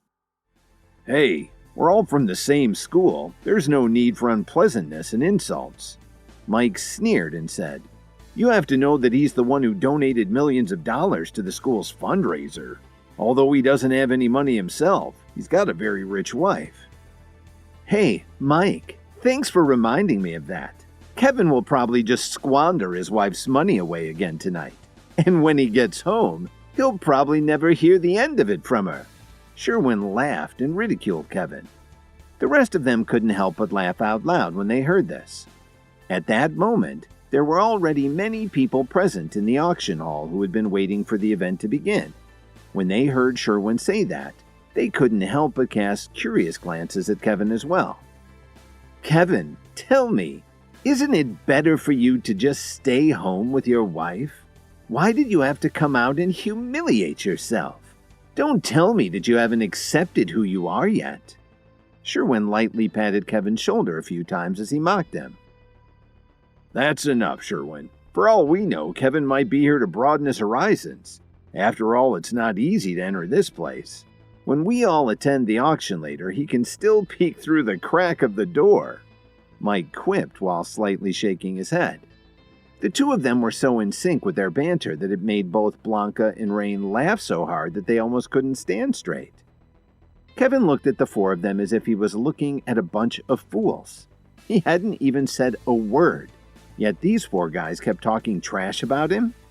The surrounding people looked at Kevin and began to point at him. So this is the useless son-in-law from the Jones family? He really doesn't look like much. How can he live off his wife? An onlooker remarked. I'm very curious how he got in here. Were the security guards at the entrance slacking off? Another commented. Hearing this made Mike and the other three laugh even harder. This was exactly the reaction that they were hoping to generate. After laughing for a few minutes, Sherwin finally stopped as he wiped the tears from the corner of his eye. Kevin, don't worry. After the auction is over, I'll tell you all about it. After that, you can brag about it as if you were actually part of the experience. Sherwin felt so good in his heart. He had never had a chance to make fun of Kevin like this before. On the contrary, he'd let this piece of trash show off in front of Kelly again and again, and it was always at his expense. Thinking that this was finally his moment to shine, Sherwin knew that if he didn't humiliate Kevin properly, he would feel sorry afterward for not seizing the moment. Are all of you that bored? What does it have to do with all of you if I choose to attend an auction? Kevin finally retorted. Kevin, this is all your fault. We're all just looking out for you as your schoolmates, Mike replied sarcastically. Besides, can't you take a good joke? Do you really think I'm that stupid? Perhaps you're the dumb one. Kevin glanced at him with disdain. Mike was stunned for a second, then his face turned serious. How could he let this piece of trash insult him in front of the Steele sisters? Kevin, you don't know what's good for you. Don't think that you can do whatever you want just because you've made some progress in your strength training, Mike scolded him loudly. There are many people in this world who are more powerful than you, and once I get to buy a power pill from Williams Media, do you believe that I still won't surpass your level of strength? Without any money, you'll just remain a low-level piece of trash. So what? Kevin asked calmly. What the hell? Mike was confused by his reaction. He thought that Kevin would immediately fly into a rage upon hearing what he said. Why was Kevin being so calm about all of this? It seemed like Mike had underestimated him. Still, many people watching from the sidelines expressed their agreement with what Mike was saying. That useless son-in-law is a student at the Healing Arts School? If a person like that is the school champion, then it seems like the school is only subpar. I suddenly regret letting my younger brother study there. An onlooker shook her head in disbelief. That's absolutely right. So what if he's strong? Without any money, it'll be difficult for him to even get into the auction. Another one sneered. Kevin, don't bite off more than you can chew. You'll only embarrass yourself further by staying here. Sherwin's tone also became cold. Sherwin, I see you're finally starting to show your true colors, Kevin smiled. How good would it have been if you'd been this way before? Do you know I spent so much effort pretending to play along with you because of Kelly? It was so tiring. You piece of trash. If I don't kick you out of this place right now, it'll be hard to control all the anger that I'm feeling right now. Mike clenched his fist tightly. If it wasn't for the fact that he knew he couldn't defeat Kevin, Mike would have attacked Kevin a long time ago. Security! Where are those security guards? Sherwin turned around and shouted. What's taking them so long? Judging from the poor clothes he was wearing, anyone could tell that he had sneaked in. Besides, without an invitation letter, how hard would it be to find someone to kick him out? This is all such a waste of time. Rain was beginning to doubt the security guard's competence. I really don't know why my cousin would make friends with someone like you, Blanca added with extreme disgust. Her face was full of disdain. Soon, 5 or 6 security guards ran over quickly, anxiously wondering what was going on. The Pearl family had repeatedly emphasized that no mistakes were allowed, and they made sure that everyone who came in that evening were either rich or prominent figures with invitation letters. Sir, may I ask what's the matter? The head security guard asked respectfully. It's good that you're finally here. Now may I ask what's your basis for letting people in? Look at what this person is wearing. Why did you let him in here? Sherwin asked coldly. Well, what are you waiting for? Get this man out of here right now. We shouldn't let him delay the auction. Mike waved his hand impatiently. The security guards looked at each other. Their eyes were filled with doubt. Sir, I'm sorry for bothering you. Can you please show us your invitation letter? The head security guard didn't dare to believe Sherwin's biased words. I don't have the invitation letter with me, but when my friend comes back, I'll gladly show it to you, Kevin said, feigning some embarrassment. I also know the members of the Pearl family. Although Zane Pearl had called to personally invite him earlier, he didn't send anyone to deliver the invitation letter. Despite this, Kevin was able to enter because he had come with the people from the Herbalist Society's Southern branch.